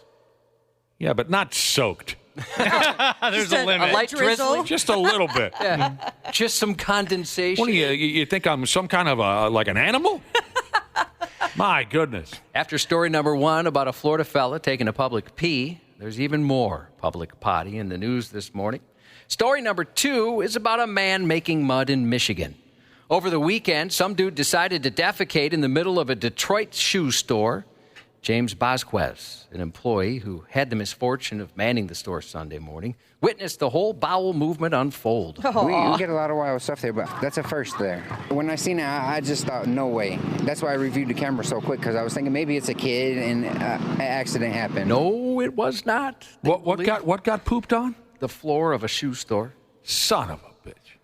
I mean, at least I guess if somebody steps in it, you got new shoes right there. It wasn't a kid. They think this guy's in his 50s. Now the store does have a bathroom, but according to Vasquez, it's been closed to the public since the pandemic. Still, employees are allowed to make exceptions when someone asks. But the man didn't ask. He just went for it, introducing ass to Adidas and putting the poo in Puma. No words, no wipes, no remorse. He came straight into the store, didn't even talk to anybody, went straight to the shoe aisle, didn't even try to hide it. He just pulled down his pants, pooped, didn't even wipe, and walked straight out and got in the car and left. No wiping. As it turns out, it wasn't a one-man movement. There was another guy with him who headed into the men's department. Like some kind of a team at work here? Yeah, an accomplice of some sort. Okay. Vasquez said, I didn't see him do anything, but it seemed like the two of them came in with a plan. Yeah, the other guy was a lookout. Yeah. They didn't talk to anyone, didn't shop, didn't pick up a single thing, just made a beeline for the shoe section, did their thing, and left, he said. Neither man spoke to anyone. They didn't browse. They came, they pooped, they bolted. As I mentioned, police think the person who cleared his colon in aisle number 2 is likely a grown man in his 50s. A grown man? Yeah, an adult. A 48-year-old Long Island construction company owner drew up a blueprint for bloodshed, hiring a hitman to take out a longtime business rival. Navdeep Singh is accused of offering the hitman $100,000 and a 10-acre piece of land in India. Oh, cool. Wanted his nemesis killed amid a nasty ongoing legal battle between the two construction companies. But the plan fell apart when the would-be assassin got cold feet and went straight to the cops. Because of a years-long dispute with a former business associate and multi-million-dollar pending civil litigation between their two construction companies, this defendant decided to hatch a plot to have his rival kidnapped and murdered, Nassau County District Attorney Ann Donnelly said at a Monday press conference. It's truly unfathomable how far he was willing to go. What happened there? It was a direct quote. That was a direct quote. I, of course, know how to pronounce that word. Of course. But as someone who wants to stay true to the story, that's how she pronounced it. Right. The feud reportedly began when Singh's company was booted from a construction project overseen by his rival, a move that seems to have ignited years of animosity. Prosecutors said Singh approached the hitman just last month with a sick proposal: kidnap, torture, and kill the man, then send back photos of his severed head as proof the job was done. But not just dead. He wanted him dismembered. He told the hitman he wanted a picture of the man's head. Yeah, That's we'll try and just say unfathomable, lady, because I know you can. Singh allegedly paid the man $7,000 up front, a down payment on the $100,000 promised, plus that land in India. But instead of following through, the hitman backed out, tipped off authorities, and helped foil that gruesome plot. This guy ran into a hitman with a conscience. Yeah. Maybe I wonder if it was an actual hitman or just some dude Singh knew that thought, you might kill somebody. Yeah, sure. Why not make some money? Pretty gross. Yeah, it is. Authorities in Wisconsin arrested a 60-year-old man who poured power steering fluid into one of his employees' drinks because he wasn't happy because he was, quote, always talking trash. No, been talking trash. What? Oh! Police in Milwaukee were called to a car transmission manufacturer about 3 p.m. last Thursday over a conflict between employees. When they arrived, they spoke to a worker who said he got sick after drinking his Arizona iced tea the day before. Well, I would have got sick anyway. Because they get to drink over there if they want to. We get to drink over here if we want to. Come on. That's awesome. The victim had to go to urgent care and told officers he thought he'd been poisoned.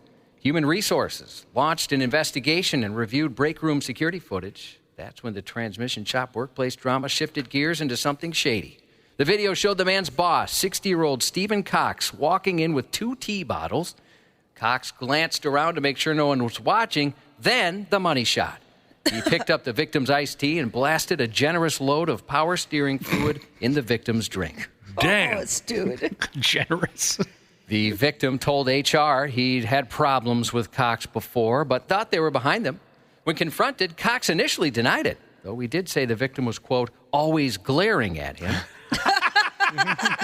He's looking at me. I'd love to see that. The Mom. look he's always giving him. Mom, he's staring at me. These guys are 4th graders. Later, speaking with police, Cox came clean. He admitted he poured power steering fluid into the drink, claiming it was just a prank. He also said the victim always seemed to have issues, and he was always talking trash. I said, don't be talking trash. I don't need to hear no trash from you. Cox was arrested. You know who that is, don't you, John? That's Willie, the supervisor. Well, of course, I don't need to tell you. You used to work for the man. Yeah, I did. Yeah. We used to drink on Saturday. Right. What? On Saturdays, I said. Now, I think really deep down, if you had a bottle of iced tea in one hand and a bottle of power steering fluid in the other and said, here you go, pal, have a drink, I think I would reach for the power steering fuel. How do you say fluid? I think I would reach for that before the iced tea. I'm not trying to start trouble. I don't know if I've ever had just plain iced tea. Oh, God. It's so good. It's just one of the worst things that ever happened. Now, a friend of mine, I can sort of, well, I shouldn't say I can relate, but I've heard a familiar story is how I should set that up. A friend of mine got tired of a coworker talking too much, and he attempted to suffocate the man by shoving a Long John donut down his throat. Ouch. That's dry. True story. True story. He grabbed the guy by the back of the neck. He had just gotten a fresh bag of donuts from a baker. And he grabbed the guy by the back of the neck, and he started forcing the Long John down his... And the guy's going...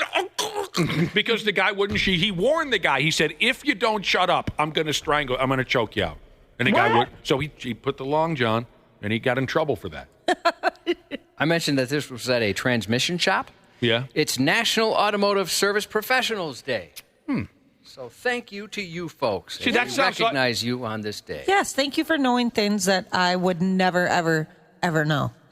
I appreciate it. You're being sincere, aren't you, Josh? You're not talking trash, are you? No, I don't be talking trash. Okay. No, be talking trash. The Valvoline I go to in Coon Rapids, those are my guys. I love people who will fix my car for me. The best part about the people that work at that Valvoline is that I watched them save some baby geese from being hit in the road. All of the guys that work in the garage, they're changing oils and stuff. They all rushed out and saved all these baby geese. They blocked traffic and let the geese cross the road. It was the cutest thing I've ever seen. I thought, they've got my money for life. I'm surprised you didn't just offer yourself to them. Maybe you did. You're such an animal lover. I'm surprised you didn't just say, boys, take me. My potty is yours. Making its season 2 debut on Netflix today, FUBAR. Arnold Schwarzenegger reprises his role as a CIA operative named Luke Brunner, who's dragged back into action alongside his daughter when a new ex-flame turned adversary threatens both his family and global security. The creator describes season 2 as having bigger action, more laughs, and even more improv moments on set, with Schwarzenegger himself coming up with some good ones. This is a comedy? Yeah, it's like a kind of action comedy. It was right. better than I thought it was going to be. I mean, it's cheesy. Okay. It's not awesome, but I was entertained. It's something nice to turn on, and you don't have to fully pay attention. Yeah, totally agree. This guy is in his mid-70s by now, isn't he, Schwarzenegger? Yeah. I always get a kick when you say his character name is Luke Brenner. Brunner, I Luke think. Brunner. I always got a kick out of it in Arnold Schwarzenegger movies where here's this guy with this thick Austrian accent. Yeah. And I'm supposed to believe that his character name is Douglas Quaid. You know what I'm saying? Yeah. Yes. Then on Prime Video, an improv teacher and 2 of her students infiltrate a London underworld by impersonating dangerous criminals in the new fast-paced action comedy Deep Cover. Deep Cover stars Bryce Dallas Hubba Howard, Orlando Bloom, Ian McShane, and Sean Bean. Right now on the Luther Bloomington Kia text line, text the word RUM, R-U-M, RUM, to 651-989-9393. Your chance at passes for you and 3 friends to jump aboard the 93X Half-Ass Morning Show Booze, Drank, and Sensible Moderation Cruise, just over 2 weeks away. We set sail Friday, June 27th on the Avalon at Stillwater Riverboats. Prize provided by Warner's Dock and Red Wing Shoes. These are tickets you can't buy, so if you'd like to join us, and we hope you do, make sure you're listening live or catch the podcast for your next chance to win. Dave Franco is 40 today. Jason Mewes, 51. And happy birthday to Princess Zelda Rose, turning the big 06 today from Dad, Matt the Machine Jesus. And that's 93X News. Randy Shaver. That's the guy. That's the guy whose chin looks like balls. On the Half-Assed Morning Show. And that will do it. Finishing touches. The Pacers dream of their first NBA title, very much alive. They're 2 wins away from a championship. It's Randy Shaver. Hello, Randy. Good morning. Randy, did you hear about the passing of Brian Wilson? I did. Were you a fan of the Beach Boys at all? I was, yeah. Catch them in concert once or twice? No. Not a monster fan, but certainly a casual listener and like their music. Sure. We've been talking up and down about it this morning and paying our respects to the man and his great career in the music industry. Does he not have a Minnesota connection? Boy, that I don't know. I thought there was some sort of Minnesota connection to the Beach Boys or to him or something. Well, I mean, are you thinking of Kevin Love? Yeah, that's what I'm thinking of. Kevin Love's uncle is Mike Love. There you go. Who is still a member of the Beach Boys. There you go. Okay. Yeah. There you go. You know, one year for Halloween, Josh, I went as Mike Love. Did you really? Did people recognize you? Oh, that's a Mike Love costume. Only one or two.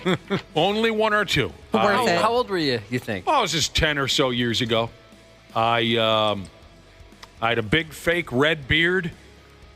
And if you've watched the Beach Boys over the years, you know that Mike often he likes to put on a captain's hat for some reason before he takes the stage.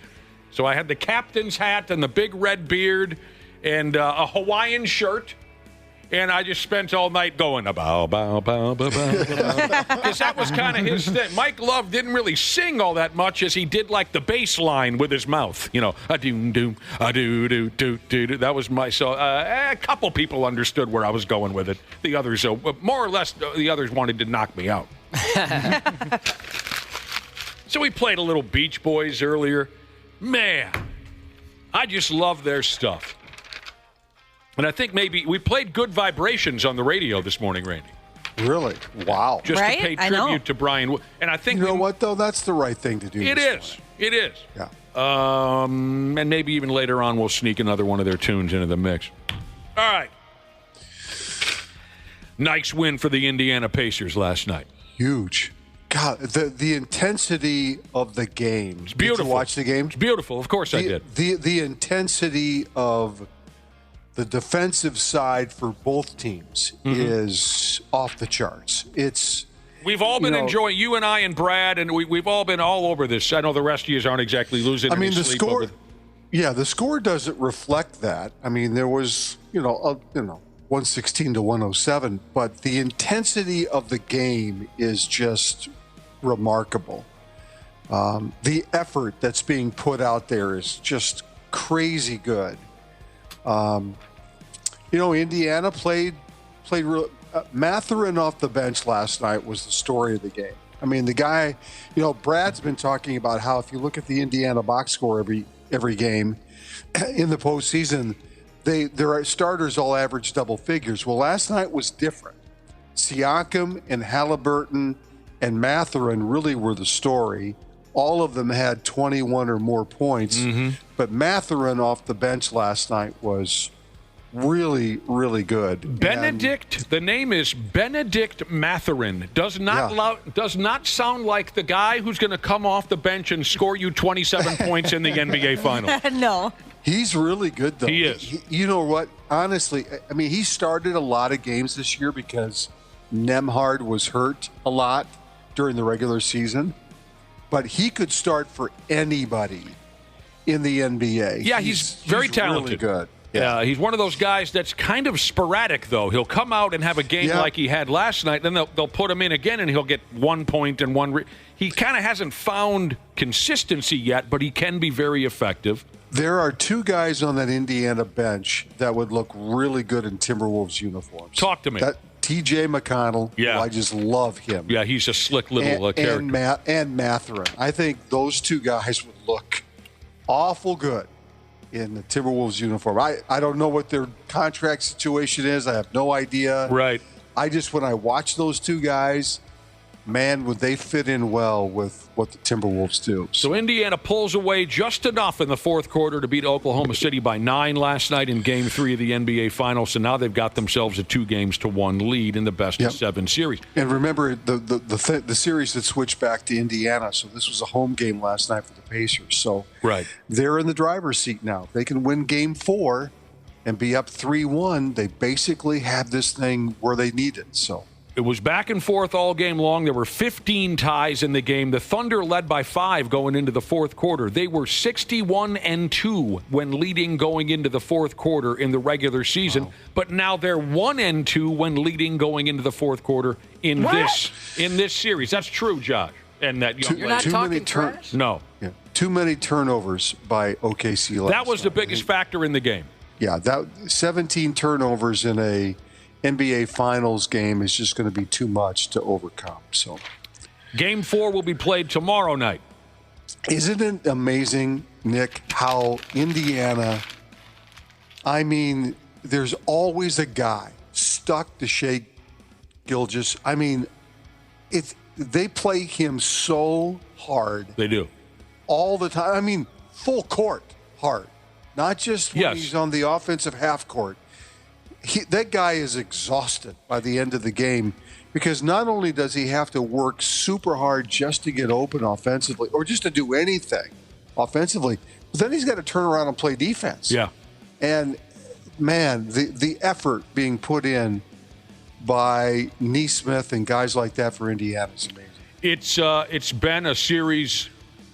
That's been the name of the series so far, is just unbelievable effort on both sides and great defense and intensity. You know, that's the recipe that got me and my pals the 1990 Wayzata High School intramural basketball championship. I'm sure it is. Yeah. You mentioned the intensity of the Pacers guards covering FTA, Shai Gilgeous-Alexander.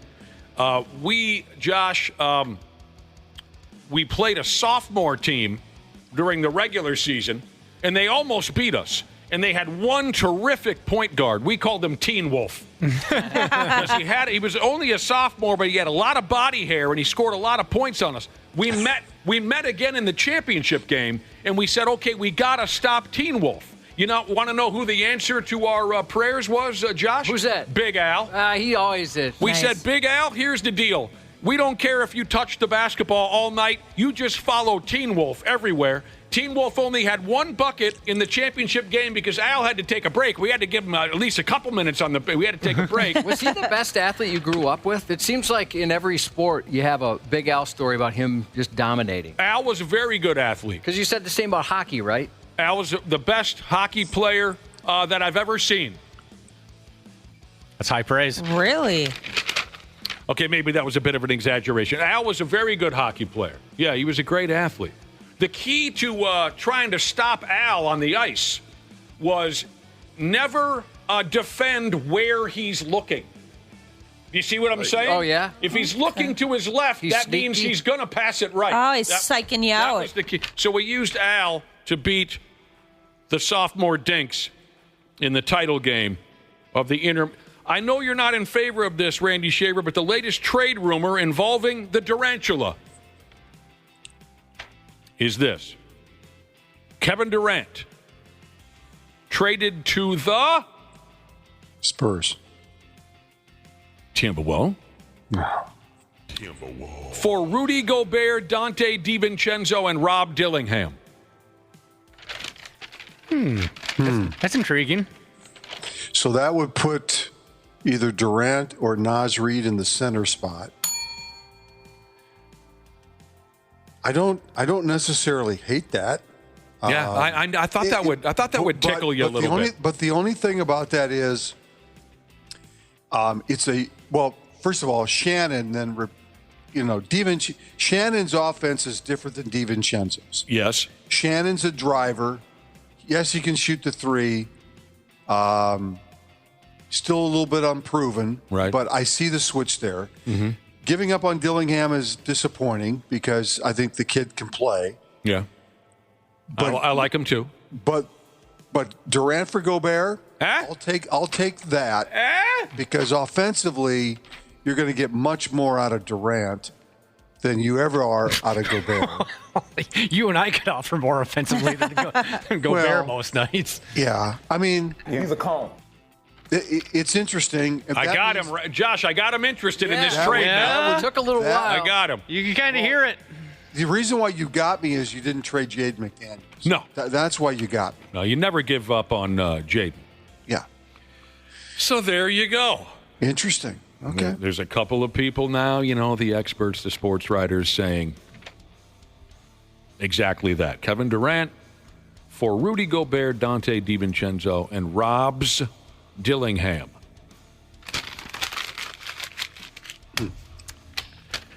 That would shake up the world here, wouldn't it? Oh man, yeah. That would shake things up here. That would be one of the bigger trades done by a major league sports team in Minnesota. Yeah, that would be one of the big ones we've ever seen around here. Yes. Yeah, well, the Vikings Herschel Walker trade will always be one of the big ones. Moss. Trading him to the Raiders? Yeah. I suppose that was a big story, of course. Yeah. Yeah, but Moss was not. What I guess I look at it as what you get in return. Right? Yeah, let's talk about the biggest gains we've had. Yeah, because it's not a long list. Because the Vikings did not use those Moss draft picks very well. They did not? Erasmus James and Troy Williamson. Well, I don't know. Right. I would have never been able to answer that question, but that was who they got in return when they traded him to the Raiders. But I would think about what do you get in return? Yeah. The Herschel Walker thing was huge. Yes. Zachy and, not exactly trades. That was a free agent. Yeah, okay, so we don't do Zachy and Ryan Suter. I don't know. Who else has there been? There hasn't been a lot of big trades around here. There's got to be other. Well, yeah, there's got to be others. I just don't. KG, we got Al Jefferson. I don't know. Trading Johan, I think the big prize there was Carlos Gomez. Oh, yeah, the Mets. Yeah. Trading Johan Santana. Trading for. Did they trade for Jeff Reardon? I think they did. I'll go along with that. A long time ago. Trading for Joe Nathan. Okay. AJ Brzezinski. Oh, that was a haul. AJ Brzezinski netted us Francisco Liriano, Joe Nathan, and Boof Bonzer. Yeah, I mean, that's a haul for AJ Brzezinski. Scale, but it broke my heart when Bobby Smith was traded, but you guys have no idea what I'm talking about. North Stars. It would be huge. It would be one of the biggest. I mean, it would be definitely because what you're doing is you're bringing a superstar to Minnesota. Right. So I think if you look at it in that terms, Herschel Walker was a superstar at the time the Vikings brought him here. Oh, no doubt. And the Vikings effed it all up. Yeah. Here's a interesting thought brought up by Social Anxiety Jesus. On the topic of the possible trade for Kevin Durant, Social Anxiety Jesus asks, well, yeah, but doesn't Durant have little baby ankles? They do look like they're going to break at any given moment. He has very, very skinny calves and ankles. He does. He's very skinny. And he's a little injury prone. I suppose. Yeah. Frank Viola being traded to the Mets. People are talking about. They got what? Didn't they get the Tapani? Was part of that? David trade? West, Kevin Tapani. I can't remember. Yeah. But as far as gaining a superstar, was Aguilera part of that trade too? Yes, he was. Yeah. As far as gaining a superstar player, the list probably ends after Herschel Walker. Yeah, I mean, to get a true superstar, not a guy that turned into something. Right. But a true superstar in return, I can't think of.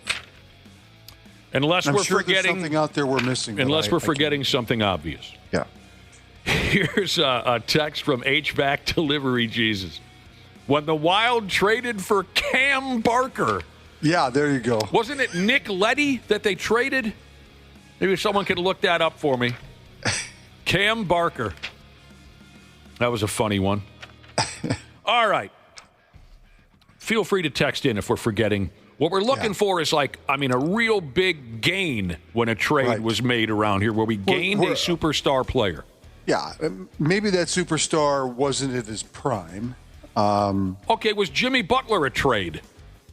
I think that was a free agent. I just don't remember. And again, people are we can't count Parisi and Suter because that was a free agency thing. We're looking for trades. Did we trade for Jim Thome? We did. They traded for Jimmy Butler, Zach LaVine, Chris Dunn, and Oh yes. Okay, so we gotta count Jimmy Buckets. Yes, Jimmy Bottles for sure. Did we trade for Jim Thome? I don't know. No, I think we signed him. Does Jared Allen count? Traded him from Kansas City? Yeah, I suppose. Yeah, but he wasn't. No, he developed, I think, into. He developed here. Yeah, So I mean, he was a name for sure, but. Yeah. Was Carlos Correa a trade? I don't think so. I think he was a free agent. People are coming up with some good ideas here. They are. Speaking of the Twins, you got to love to see the Twins bounce back from being pumped on Tuesday night. And they were pumped on Tuesday night. Pretty hard. They came back and beat the Texas Rangers 6-2 at Target Field. Buck, what a night, huh? Yeah. Whew. Byron Buxton had that home run. Dude. Wow. You got a piece of that one. Again, the 2-2, a swinging fly ball, left center field. Evan Carter going back. He will turn. Back it goes and gone.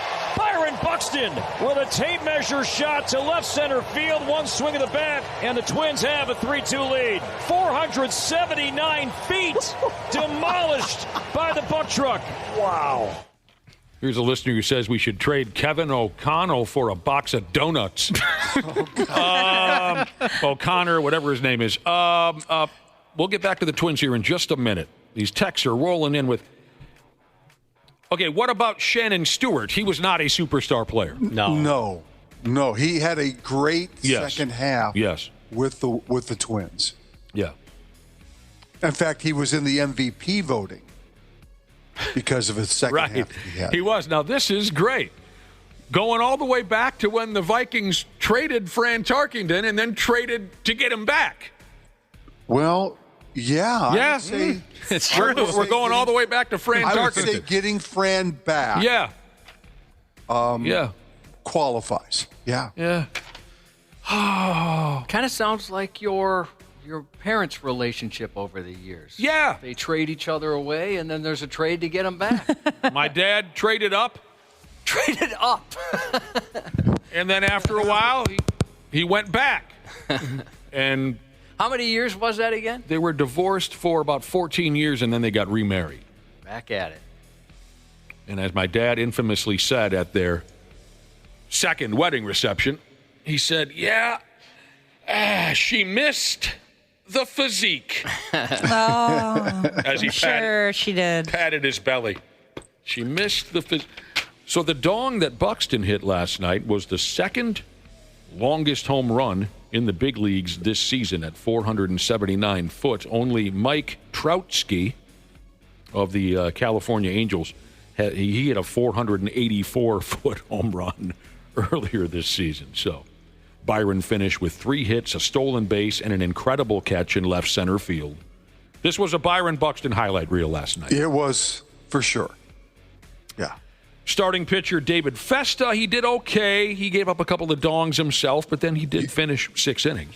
I think that's a quality start. Yeah. I think the Twins will take that every single time. If David Festa can do something like that, get him 6, keep the runs at 2 or less, because a quality start is 6 innings and 3 earned runs or less. If he can do something like that every time out, my gosh, the Twins will take that every single time. Yeah. And they did you a favor. Who did? They traded Alcala. Oh, they did. Yes, just yesterday. Said trade him, and they said, you know what? You're right. We're going to get Andy Lugo. Yeah. I knew that the Polads listened to this program. Yeah, I was bitching about Jorge Alcala yesterday. They traded him to Boston for a minor league. Andy, that was my prediction also. They would trade for Andy Lugo, whoever he is. He's a minor league kid, but yeah, I hope Alcala goes on and has a nice career. It's not happening for him here, and so they dealt him. Well, they signed Joey Wentz, who used to pitch for the Tigers and was cut by a different team earlier this Pittsburgh? week. Was it Pittsburgh? That's right. Yeah, Pittsburgh. And so they signed him. So I think that's why they felt like they had a veteran for a veteran there. So adds another lefty to the bullpen to go along Coolum, alongside Coolum. Joey Wentz. What about when the Twins traded for Delman Young? A couple people are Delman Young. No. Oh, Dell had quite. No, that's not what we're looking for. We're looking for a superstar play. Delman Young had a great run here, though. He did. In the bar scene on Saturday nights. He was prolific. I heard. Remember the commercial he did with, God, it was like the Twins, was it Harmon or... Oh, I don't remember. It was like they had the candles on the floor, and it was like a seance kind of an atmosphere. No, I don't recall that. Oh, yeah. God, it was get to know him, kind of a... Oh, man. Well, we had a song we made for him, Everybody Del Young Tonight. That's right. I mean, he did have some really great moments. Yeah. For the Twins, he was up and down, but he did have a few real serious hot streaks there where everybody was loving Delman Young. I did hear that he could go through the Steve Weiser. Oh, yeah. He could go through them, and he liked to stay out late. Him and I are about the same age, so I saw him out all the time. You know who I heard could wipe out about 40 Heinekens if you gave him the time back in the day? Who's that? Doug West. Huh. Interesting. Yeah. Another big trade, the Minnesota Lynx, when they traded for Lindsey Whalen. I didn't know that was a trade. Yeah. Dougie West, when he was young, they said he could wipe out the Heinekens. Okay. The Athletic. I hear about them all the time. They're a website or something? Yeah. Yep. They do a lot of, is it only sports stuff? Yeah. That would make sense. As far as I know, yeah. If you base it on the name. They're very popular. Okay. I hear about them. I just don't know exactly. They do a lot of polls of players. And they dumped a series of questions on big league baseball players. And the players answer anonymously. And they've come up with one team overall, if you add up, if you do all the arithmetic, there's one big league team that nobody wants to play for. Do you want to try? Wants to play for? Nobody wants to play for. Nobody. When they pulled these players, they said, "Who's the last friggin' club you want to play?" So they don't want to go there in free agency. They don't want to go there in any way, shape, or form. I would say, can I guess? Yeah, of course. I would say the Athletics. Is that number one? Number one. Okay. Is there a number two, number three? Yes. Okay. I didn't think it would be too difficult for you. Go ahead. Name the others you think. The Pirates. They are not in the top 1, 2, 3, 4. They're not in the top 4. Well, I don't know. I mean, I don't have the entire list. I have the top. Colorado, you're saying it because of baseball purposes, but living in Denver would be great. Yeah. Colorado's in that top 4. Well, I suppose the White Sox, but living in Chicago would be great. I think they're just asking for the franchises in general, not necessarily they're just asking about playing for the team, I guess, huh? Well, Yeah. the Marlins. What they asked them about, if I remember right, because I don't have it exactly in front of them. Oh, no, maybe I do. They were asked which organizations have a good or a bad reputation amongst players. Oh, okay. All right. The Marlins would be in that group. You got them. I don't know where the Pittsburgh Pirates would have fallen in there. I mean, they got a nice the Pirates have a great ballpark. Yeah, though. yeah. They do have a beautiful ballpark, and they have history. Yeah, and they've got a decent culture there. Oh, maybe it's because Karen lives there now. Well, gosh, yeah. No one wants to go there. The Pirates were in the bottom 5. The bottom 5. Yeah. So players were willing to consider playing for their ball club. Well, bottom 5 is of the least popular. Oh, so that's the top 5. I see what you mean. Yeah. So the Pirates... the Timberwolves used to be in that group in the NBA back in the day, for sure. Because, A, the franchise was terrible. The weather. And the weather. Yeah. Yeah. Free agents did not want to come here. So the majority... It's different now. It is. It's different now. The majority of big leaguers, when asked what's the last team you wanted to play for, the majority of them said the Athletics. Now, I'll say this, Nick. I think that's going to change once the Athletics move to Vegas. Oh, it'll change completely. I think the perception, I mean, they still got to find a way to win, and they have a young nucleus of some really good players. Yeah. But once they move to Vegas and they're on the Strip and they're playing baseball there, yeah, that town will embrace them. It will be a go-to spot in the summertime. I think the perception, the team may still be 500 or Iffy, whatever. yeah, iffy. But the perception of the Athletics will change. Here's a guy that texted in and said, did Randy just say living in Chicago would be great? Well, I mean, what's the problem with that? I love Chicago. I also love Chicago. I mean, it depends on where you live in Chicago. Well, yeah. Yeah, if you got money and you can live in Chicago, that sounds fantastic. Right. Yeah, of course. I mean, what am I going to do? Move into the worst neighborhood? Of course not. I mean, I love Chicago. Right. Every time I've visited there, I thought it was great. What about you, Josh? You like Chicago? I've been there twice. It was fine. Yeah. Now, also, last time I was there was maybe 25 years ago. Also, the Athletic. I don't know why I turned it into such a quick word there. Also, the Athletic asked big leaguers, Randy Shaver, no offense here. Yeah. But the question was, has legalized sports betting changed how fans treat you or your teammates? Oh, for sure. 100%. For sure. Nearly 80% of big leaguers hate the legalized sports betting, and they hate the way fans talk to them in person and talk to them on especially social media. Yeah. The cowards on social media. I would say social media for sure, because you can hide behind all that. Right. Maybe not so much in person. That is for sure. And if you ask college athletes, whew. There was a story last March Madness. I think it was a kid from Purdue. He was going to be a senior. He tore his ACL at the end of the season, so he ended up getting a medical red shirt, going to play again. But the coach said, listen, you're not going to play much, but if you want to fight your way back and, be on the team, absolutely go for it. So he didn't play much. They got him in March Madness at the end of a blowout game. He hit a big three. The fans go crazy. His teammates mob him. They win by 23 points or whatever. He goes back and he checks his phone, sees it's blown up, thinking, all my family and friends congratulated me. No, his garbage time three screwed up people's over-under, and he was getting death threats for it. Yeah. Sickening. And that's what a lot of these big leaguers talk about in this article. Yeah.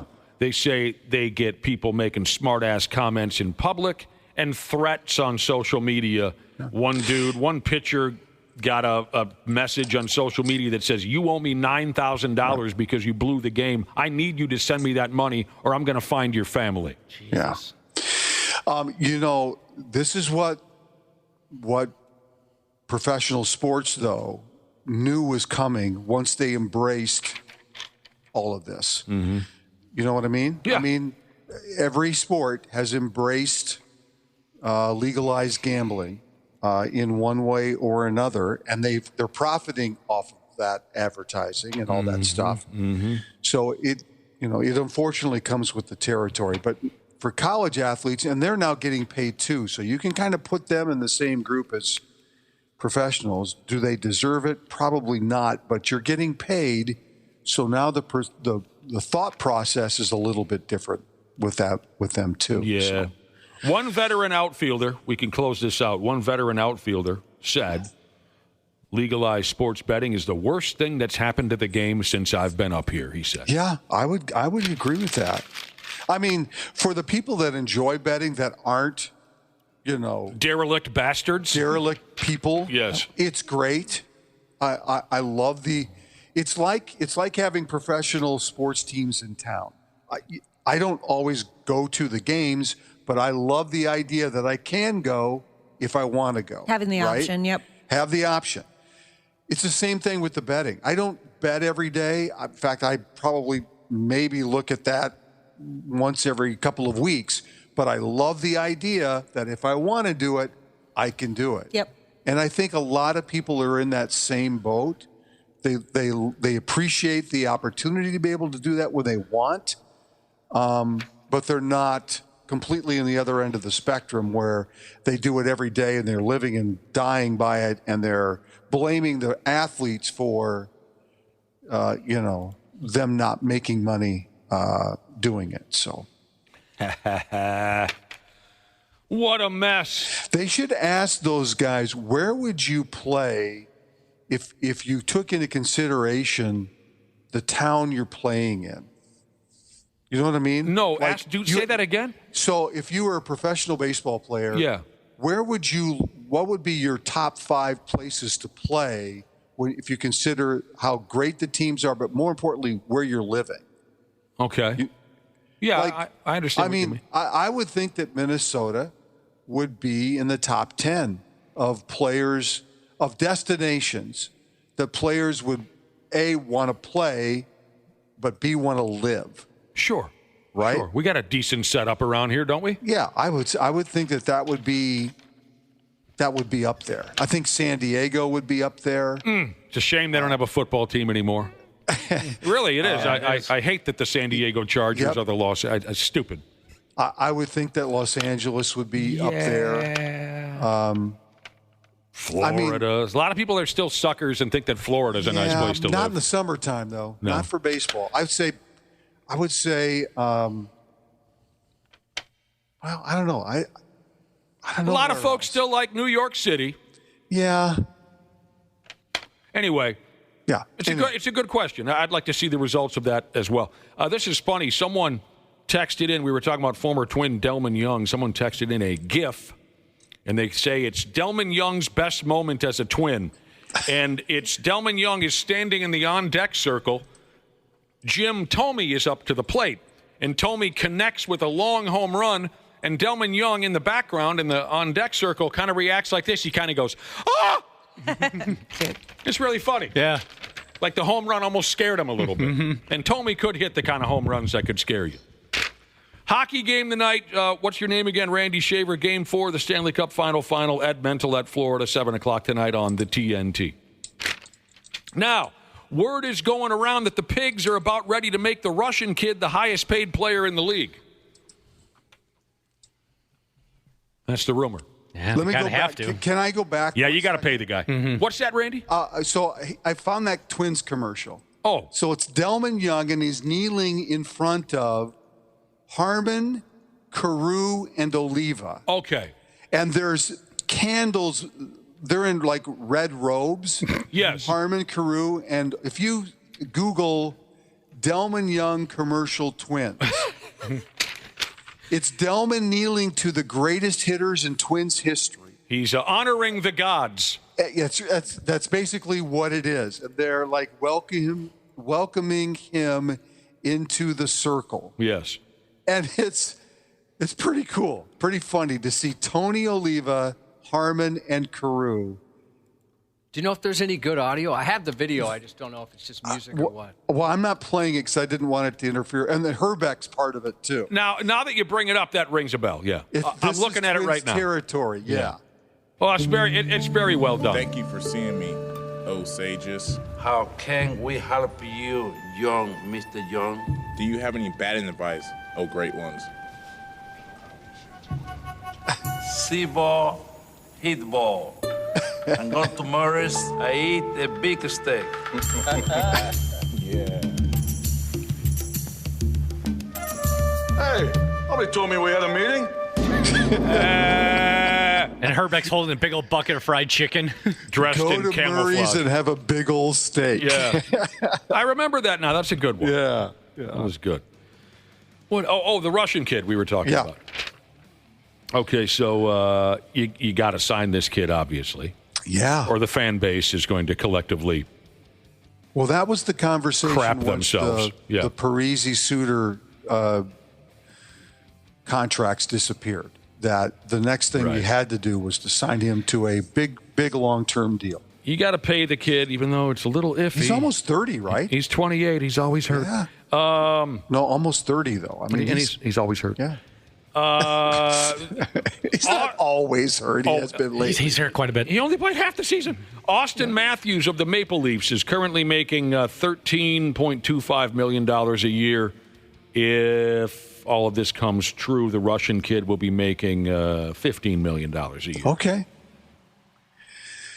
Well, you got to do it, but it's an iffy situation. I don't think he's in Austin Matthews. I mean, yeah. I think he is. You think so? I think he is, but he's got to stay on the ice. Yeah. It's kind of like the. Well, you could say that about every athlete that you sign, though. Well, of course, you could, but there are certain ones that we focus on. That Byron Buxton, Anthony Edwards, the Russian kid. You got to do it, but it's gonna make a few of the folks over there in the Pigs organization sweat a little bit. Squirm. Sweat a little bit. Well, sweat only in the sense, will he stay healthy? Not sweat in the sense that you signed him and you keep him. I think that's the bigger. Yeah. Will he stay healthy? Yeah. Can he stay on the ice and help our friggin' club? Yeah. Because it's their rink, it's their town, and it's their effing ice. But tonight we got our fans with us. All right, more guessing games for you, Randy Shaver. I have here NFL players. First, let me ask you. What NFL jerseys do you have? What do you wear around the house maybe on a Sunday? Look, honey, I'm Jim Ferragamo, or Vince Ferragamo was his name. I'm Burt Jones. What jerseys do you have? Sadly, Nick, I grew up in a time where I missed the jersey craze. Yeah. When I was a kid, nobody sold jerseys. Right. You couldn't find. The only jersey I ever wore outside of a game was my high school football jersey, and you only wore them on Friday mornings to school, the day of a game. You're right. The jersey thing didn't kick in until the 90s. I never had the opportunity to wear a jersey, so I'm not a jersey guy. Where some people have grown up in that era, and that's kind of part of their wardrobe. You got to have a couple hanging in your closet, though, at this point. I do. The Twins gave me one when I threw out the first pitch last September. They were kind of the Vikings sent me one in a frame that I number 11. In my house downstairs. Number 11. But I'm talking about a particular player. Yeah, I've got. You don't. Well, I have Fran's jersey downstairs. Oh, Francis Tarkington. I had a Jefferson jersey, but I donated it to my charity. So it was in the auction this year. I don't really have. Fair enough. You know what? I have a Gale Sayers jersey. That's cool. That is autographed. See, right here, I think you pick him up. You dropped him. Jesus nailed it. He says, Randy's more of a starter jacket guy. Yeah, well. Wears a lot of starter jackets.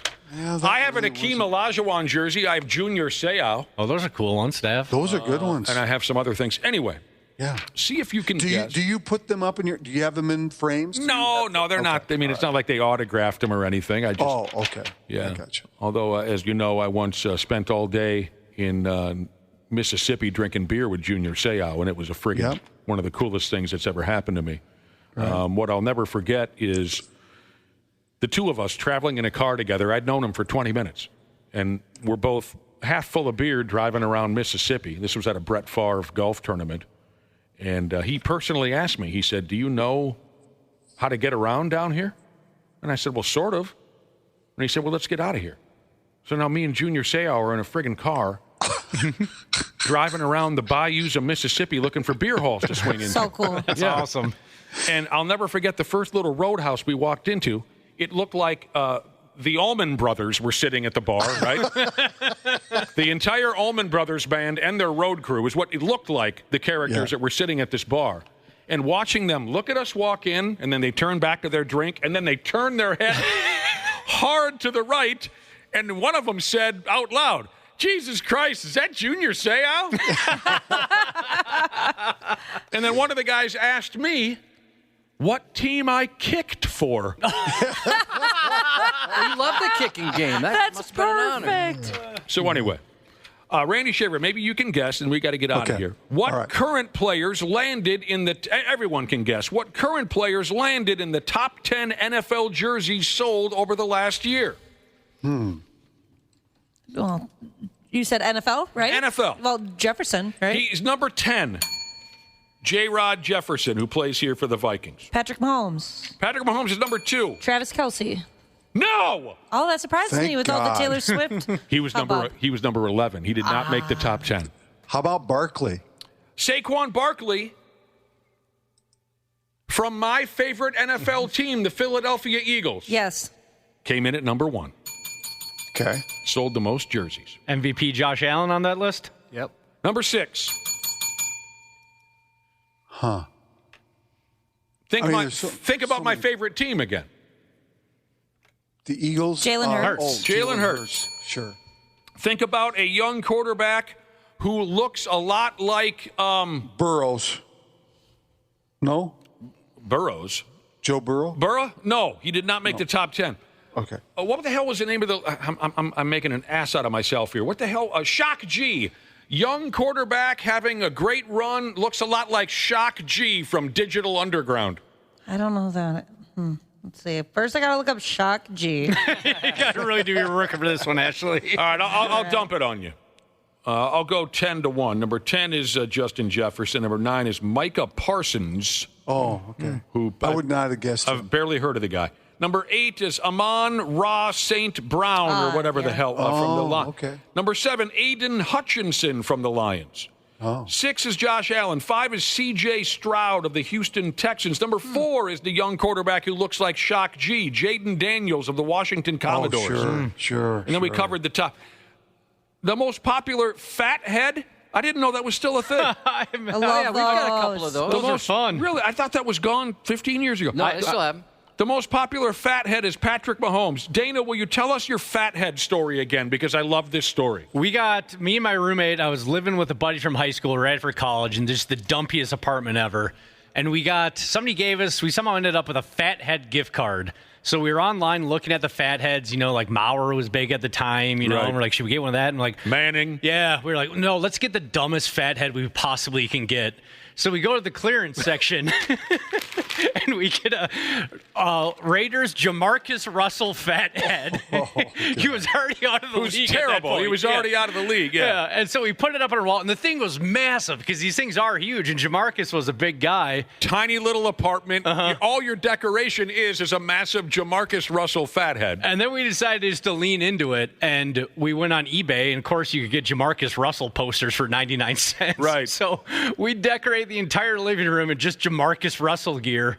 And when people would come over, we wouldn't acknowledge it, and we'd wait for them to ask, especially if it was like a friend of a friend. We're drinking beer.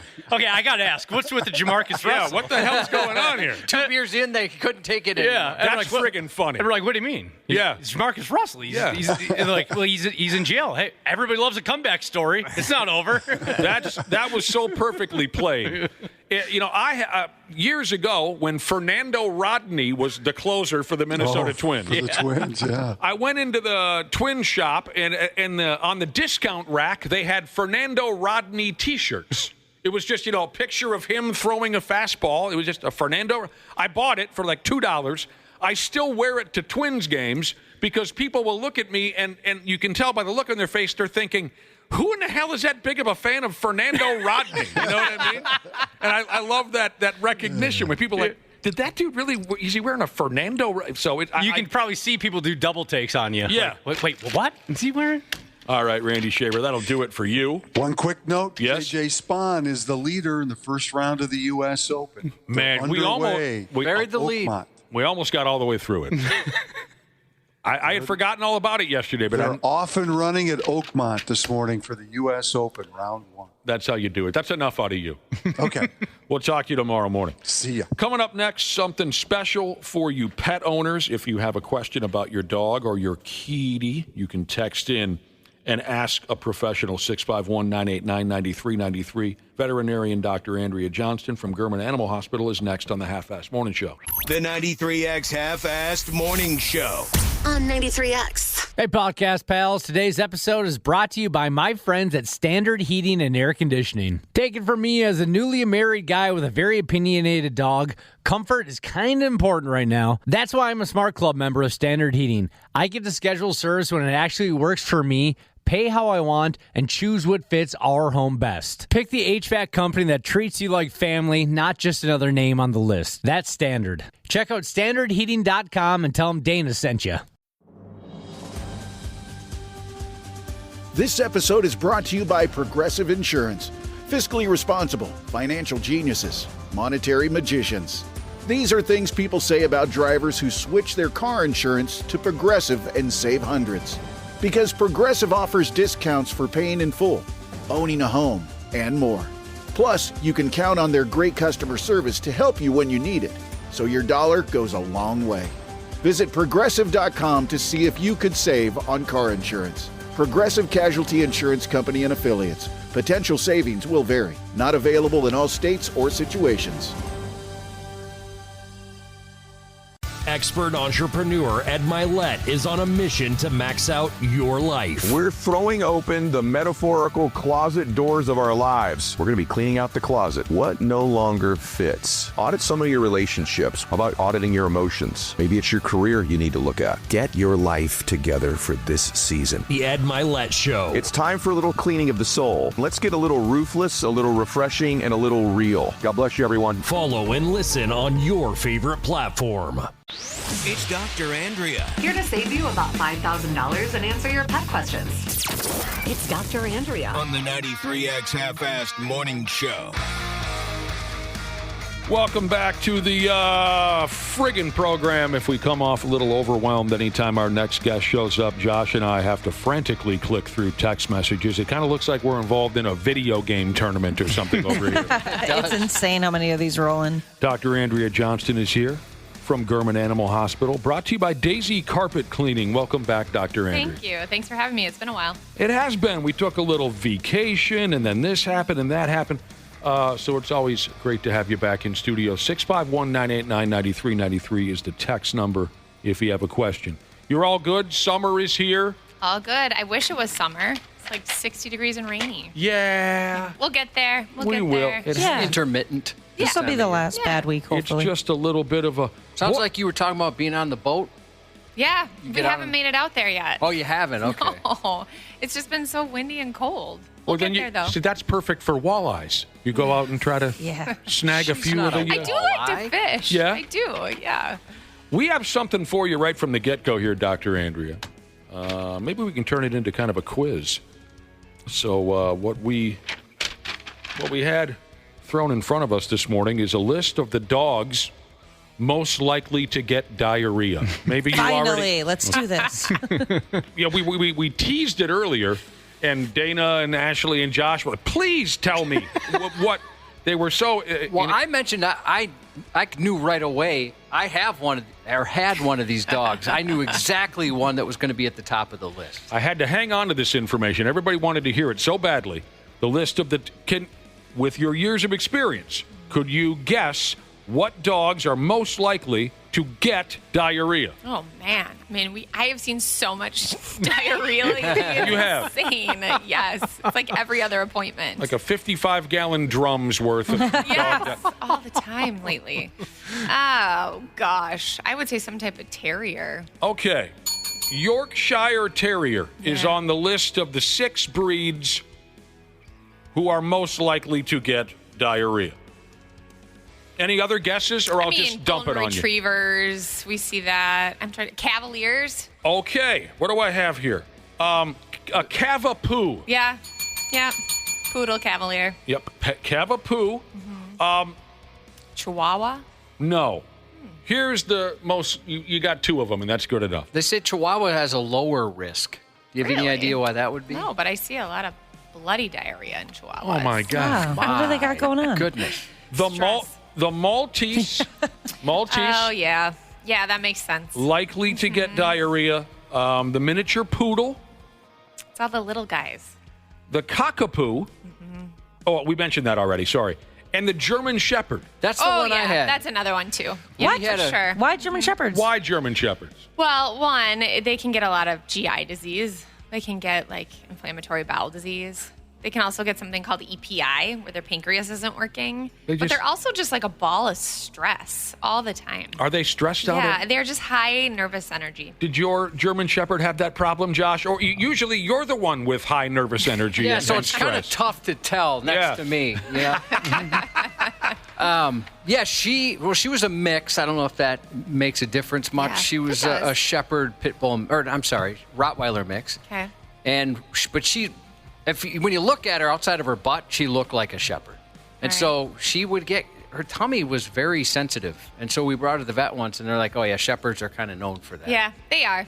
That's a good one on that list. Only 2 breeds, and Josh named one of them already, only 2 breeds were looked at as having a lower risk of diarrhea than average, and that was, Josh already said, the Chihuahua. The other is the old Jack Russell Terrier. Really?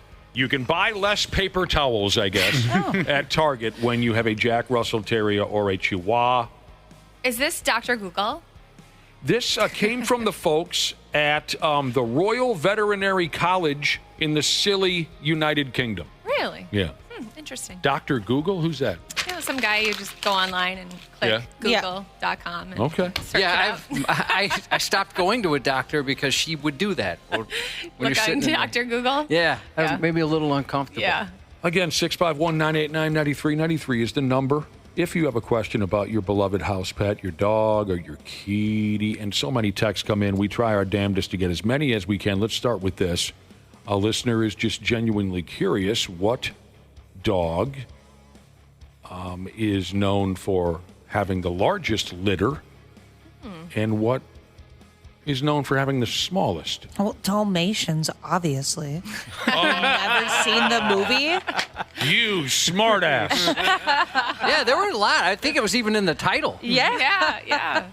50, 60 at least. Oh, that's funny. Do you? I mean, surprisingly, it's this like the smush face breeds that tend to have smaller litters. You know, like the French bulldogs, those guys. Yeah. You would be surprised. Like even the Chihuahuas, terriers, they tend to have smaller litters, and it's the golden retrievers, the Labradors, the pointing dogs, the sporting dogs that have like 8 to 10 to sometimes even 12. Is that why those like smushed face breeds?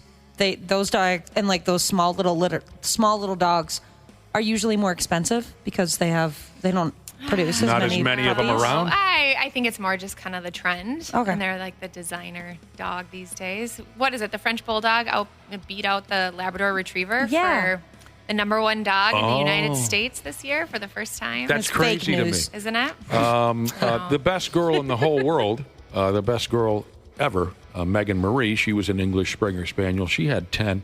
Okay. Wow. Oh, my gosh, I know. 10. Heck She no. had 10. She went ahead and had 10. It's actually really fun when you take an x-ray right before they're going to give birth because you can try and guess. And you're like, well, I see 10 skulls, but there could be 12. And it's just like this waiting game. Yeah. How many are going to come out? Is there always a runt in every litter? There's usually a small one, and there's usually like a big tank. I got bamboozled when I got one of my dogs. I picked the big tank in the litter. He's the fluffiest, chubbiest guy, and he's the smallest one of all of them. He's just a little guy. Here's a dog that suffered a bit of an injury, a husky pit mix. Playing in the backyard, turned to chase a ball, just took a tumble, and has been limping ever since. Elbow on the front right leg swollen, doesn't cry or in pain, make any noise about it, just has the limp, 9 years old. And this person wants to make sure his golden years are easy and pain-free. Sorry, I don't mean to laugh. I just picture my stupid dogs when they tumble. It's so funny when dogs trip. Well, what I've enjoyed about it over the years, Ashley, is that split second of confusion on their face. When a dog trips and bails dramatically, they always kind of look around as if they're thinking, "What the hell just happened?" Yeah. One of my dogs did that yesterday. Slid on the wood floor, and he ended up sliding underneath a rug. He just went right underneath it. Bedtime. He looked very confused. I mean, I would worry with that, like an elbow issue, an elbow luxation or subluxation. I'd worry about elbow dysplasia. If it's swollen, I'd definitely get that checked out. He might have pulled something loose in there. Yeah, I worry that there's 3 bones that meet at the elbow joint. So if something moved out of place, that can hurt for sure. Oh, by the way, that person got back to us, Ashley, and said you were right to laugh. It was pretty funny to watch. All right, cool. They just can't understand what the hell just happened. Yeah. But of course, it only takes them just another split second to get right back to what they were doing. Forget about it. Yeah, they forget all about it. I can relate to this. This is a text from a Yorkie owner. I got a little squirrel-sized Yorkie in the house. Teary eyes. This listener says the eyes tear up and then you get the gunk under the eyes. Are there supplements for this? They also mention they've heard that feeding your dog blueberries or bottled water can help with the teary eyes. Some bougie water. What do you think about this that? is another one where I'd be a millionaire if I had some medication to get rid of teary eyes. But those little dogs, they're little ducts, they're nasolacrimal ducts that connect the eye to the nose. They're just so small. Yeah. And a lot of times it just can't keep up with the fluid that the eye is producing to keep the eyes lubricated. Mm-hmm. So it just overflows onto the face. Yeah. I don't really like that about little dogs. That's my one complaint. They don't like it when you clean them. No, they do not. They No, don't I've like seen that. Yeah. She looks at us as if to say, "Who the hell do you think you?" Betrayal. Yeah. So it's just it comes with the territory. It does. Yeah. I mean, when I was in vet school, I watched a dog that I had to bleach the face because the person didn't like the staining on the face. Oh, yeah. That's kind of sad. Well, I had to like paint this stuff on when I was dog sitting. Weird. That sounds ridiculous. Yeah, that's kind of silly. Is it harmful to constantly wipe away your dog's eye stuff? No, it's actually got going on? good. It's actually good Yeah. because the more it sits on there, it can cause a yeast infection and be acidic and cause some discomfort. Yeah, we get one dog. He's kind of renowned for that. He likes it when we clean it off. I bet. Yeah, so do mine. And if we don't, he'll just wipe it on us. Yeah, it's gross. Yeah, I might do that too. Yeah. This person, this is I drive too fast, Jesus. 15-year-old Yorkie Poo has increased her drinking quite a bit, frequently has accidents, so they have to put a diaper on when they're not home. Is the increase in drinking a sign of something? Well, is a recent divorce? Lost their job? In this economy? I would worry about that in a dog that age. Diabetes, kidney disease. There's a list of things you got to rule out. So I'd get that dog in for a urine check and a blood sample. This is silly right here, but I'm going to go ahead anyway. My dog will snore even though his eyes are open. You ever seen a human being do that? Yeah, my dad. Well, Scary. I guess you don't need to be snoring. Have you ever seen a human being asleep with their eyes open? Absolutely. That's nightmare fuel. I've been accused of doing that a couple times. One of my dad's old buddies would do it on fishing trips, and we kids would just sneak into the room just to see this. Some bitch's eyes are wide open, and he's... Anyway, this guy says his dog snores even though his eyes are open. Is it possible dogs can be awake and asleep at the same time? Yeah, well, they can be like your dad's friend, Yeah. right? Same Yeah. kind of thing. Yeah. My guess is it has a long palate in the back. That's why the dog's snoring, like a little bit of sleep apnea. Dog snoring is I just pictured great comedy. So cute. Great comedy. I just pictured a dog with a sleep apnea mask on. Yeah. That would be so cute. That's a new invention, actually. Milwaukee meteorologists said they feed their 2-year-old pug some food that, according to the package, contains 80 million probiotic units per pound. Oh, my God. Yet, he says, our vet sells us packets of probiotics to say and told them to add it to her food. Is that necessary? If it's already in the food, unless that dog has GI issues, you don't need to get a medical grade probiotic. But if the dog has stomach issues, then I would add more probiotic. Okay. Yeah. We're speaking with Dr. Andrea Johnston from German Animal Hospital here. 651-989-9393 if you have a question. I think we have time for one more, and then we'll have to take a break. And this is a cat question. A pixie bobcat? Like a bobcat? Well, it's got like a bobtail. Yeah. Oh, okay. Yeah. I mean, there's, yeah. A 15-year-old pixie bobcat who has started sneezing. Brought him into my vet. I was told it was not an infection. Any ideas what we can do to help our pixie bobcat? Well, they can get allergies. They can get respiratory infections. I mean, they can also carry, like we've talked about, herpes virus and things like that. So when they get older and stressed, they start to get those respiratory infections. Okay. Yeah. Those cats are cool. Get them in there. Yeah. You know, I don't know if I've seen a pixie, but can you show me a picture of a pixie Just- bobcat? Typical cute Little looking cat. bobtail. Oh, I was picturing something completely different. I was picturing something a lot more threatening looking, maybe because of the bob. I don't know if cat. I've actually seen one in person. They've got their legs look a little bit shorter than they should be, and I like that. Yeah. What is the most rare breed of cat or dog you've ever seen where you were surprised anything came in? We see a lot of strange. I mean, because there's like European breeds that come in that aren't AKC approved, but then we see them here. Gosh, I'm gonna have to think about that one. Friggin' Europeans. What does that mean to be AKC approved? So American Kennel Club. You know, there's like the breeds, like the Labrador Retriever. You know, when you watch the dog show on Thanksgiving, whatever, those are the AKC approved breeds. Okay. Oh. And then Europe has a whole different addition to them too. And we see people bring them in. Bootleg European dogs. Yeah. They're different over there. They're always causing trouble. A little more arrogant. It's Dr. Andrea on the 93X Half-Assed Morning Show. Veterinarian Doctor Andrea Johnston is here from German Animal Hospital, sponsored by Daisy Carpet Cleaning, and we've got time for a few more questions from our wonderful animal-loving listening audience. Now, before we get to the questions, did you know this, Dr. Andrea? We had this conversation a couple days ago. 1 in 7 people would leave their significant other, just up and leave, if it meant 3 more years were added to the lives of their pets. Oh, I love that. I bet your husband doesn't like So what would you do? I mean, I love my dog, but I'd probably have to stay for the kids. Yeah. Yeah. Every husband, they love that, too. The kids. You got responsibilities now. Totally. Ah, man. Is this a misprint? A listener claims they have a 22-year-old golden doodle. Is that? That's crazy. What? It could be a misprint. They meant to say 2. I don't know. I mean, we see like 22-year-old cats. Yeah. 22-year-old golden doodle? That golden That's doodle's probably like, man. It's probably the first ever golden doodle. It has to do with, yeah. Oh, my God. This is the It's the yeah. At any rate, that's what grabbed me first, but they continue by talking about some severe anxiety and separation anxiety. And I guess I originally was going to go down the route of why would a dog develop that so late in life?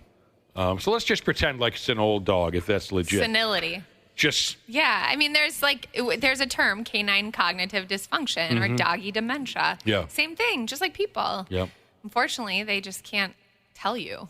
Yeah. They're confused. Or, Yep. Yeah. Well, that's got to be it. My damn, congratulations Wow, to that that's impressive. original First golden ever. doodle. Yeah. Retired liquor store Jesus said, do I have to worry about my dog Chloe getting sunburned? She loves to lay out in the sun, and when she gets a short haircut, you can see her pink skin. Oh, cute. Never Little thought dog about that. sunburn. I didn't either. Yeah, I mean, you see the dogs when they're puppies and their noses are black, and then as they get older, it gets like pink or it gets lighter. I mean, it's because it's been sun exposed. Okay. Dogs can get melanoma, but they don't typically get it from direct sun use. It's usually genetic, and they'll get it in their mouth. Sometimes poodles and light colored dogs will get it in like their nail beds around their feet. Mm-hmm. But you can't put sunscreen on a hairy dog. Right? Wouldn't that be something? That'd be so cute. I got to You're in there imagine. trying to rub it in. Imagine what your sun hands, what your hands look like Oh, no. after putting some of that 40 grit sunblock on your damn Oh, my dog. gosh. You'd be covered in hair. It's a greased up dog slipping everywhere. What do you think about DNA tests for dogs? Are they worth it? There's a Spooky Spaghetti Jesus. They have a rescue, and they're considering doing it. I think they're fun. Those are so cool. Yeah, I mean, a lot of times you'll get an unknown percentage. Like, we're not sure what this dog is, but they'll tell you the first at least 2 or 3%, the high percentage, half Labradoodle or lab, half, poodle or whatever. and They're then they'll tell you trustworthy that. to you, then? I think so. Yeah, I think they work well. Where do you do something like that? There's You can something order it called online. the Wisdom Panel. You order it online. It's a cheek swab, and you just swab my- the inside of the cheek and send it out. That's hilarious. My fiance got that done for his dog before we met, and it's really cool because you can go on this app and it gives you results from other people that have sent in the DNA of their dogs, and you can see like how much or how related they are. It's like Ancestry.com. Yeah, we saw like his dog cousins on there. I got to look into this. It's cool. really, really It is. sweet. Set up a big family reunion, Ashley. Kind of fun just Especially to- if you have a mutt. Yeah. It'd be kind of fun to swab yourself, send it in, and see if it freaks someone out. Or what if you found out you're like part German Shepherd? It's a little weird. Got a couple questions on pet insurance and your thoughts. What do you Yeah. think about it? You accept it, all that kind of stuff? Jealous. I love pet insurance for young, healthy dogs who don't have any pre-existing issues. Yeah, I'm screwed. Yeah, no, not you. But, No insurance company's touching that I have dog. a friend whose dog has eaten like 4 different things and has had to have surgery, and it's covered it every time because it wasn't pre-existing. That's crazy. Yeah. So it's decent, and it's not like... Yeah, I mean, it's different than human medicine where you pay the vet and then you get reimbursed. It's not, we don't deal with the insurance at all. Mm-hmm. Oh, so that's how it works. That's Okay, how it's so you pay the different. bill, and then your Yes. insurance company sends you a check or Reimburses. whatever they do. It's kind of like the shingles shots. I keep meaning to get around to it, but I You have to get it. It's one of my biggest regrets with my dogs is that they don't have pet insurance. Dr. Andrea, kitten with a prolapse. You've got prolapse skills, don't you? Like rectal prolapse? That's, yeah. Yeah. Kitten with a prolapse. Yeah, what do we do? It can be fixed. Okay. Yeah, Just- get in to see your vet. yeah, they'll and put on a surgically rubber improve glove. And, it. yeah. Fun size Sheezus golden retriever, lump on the side of his elbow, kind of squishy. They can move it around, about an inch in diameter. Seems totally unfazed. Healthy guy otherwise. Is it a fat deposit or could it be something scarier? You don't know until you sample it with a needle. So get him in and poke it with a little needle. I remember one of my old dogs got little fat chunks all over him. And lipomas. Ozzy the dachshund, and I thought, oh no, he's a goner, but it was just fat. Yeah. Would you also, you mentioned senility in animals earlier. It's just like with people. Would you chalk this up to senility? An older cat who suddenly has become much more vocal. Ooh, I get the thyroid checked before I say it's senility. Okay. They can get really vocal with hyperthyroidism. Okay, good one. 10 years old and suddenly he's very vocal. I would check the thyroid Okay. first. All right. Yeah. Good advice. Is there a dental treat for cats? Oh, that's a good question. I'm not sure how well they would take it. Are you supposed to brush their teeth like you do dogs? I mean, if they. I'm not going to try it. You can go ahead. Oh, really? I wasn't sure. I've never had to Yeah. really take care of one. I don't recommend a specific dental treat for cats. There's dental dog or cat food. You could try that, but no, Okay. there's not one that I typically recommend. I would probably only attempt to brush my cat's teeth if I was wearing chainmail, I think, from head to toe, because he's going to... They don't mess with that? No? Well, I'm just taking a guess that he probably would let me know he's not pleased with that. I mean, their mouths are filthy. Oh, the really? amount of infection we get from getting bitten by cats. Yeah, somebody had actually texted in and asked, like, if you get bit by a cat, are you Straight supposed to go to the urgent doctor? care. What? Urgent care. Do they have a lot Really? of like teeth and gum issues, or do they? They just harbor a lot of bacteria and strange bacteria. I mean, Interesting. I think my clinic is holding a tab at one of the urgent cares right now for cat bites. Frightening. Park and Rec Jesus brings up an interesting point about the DNA test for your dogs. Be careful what you wish for, because what if you find out your dog is a wanted serial killer on the run? Oh no! I'd be so proud. Do they have that? Is that possible? Oh, no. Killing other dogs too. That's just Town to town. And you sit back and you say, I knew it. I knew, but look in this Why guy. don't you take this test? We got to go. Thanks again for your Thank time, you. Dr. Andrea. We'll see you in a Thanks. couple weeks. Sounds good. Happy belated birthday to B-Rad G Malibu Baby Jesus. And hope you can join us again tomorrow for another live morning hangout. But until then, please keep listening to 93X for your next chance at tickets you can't buy. A 4-pack of passes to the 93X Half-Ass Morning Show Booze Cruise so we can hang in person later this month. Have an awesome Thursday.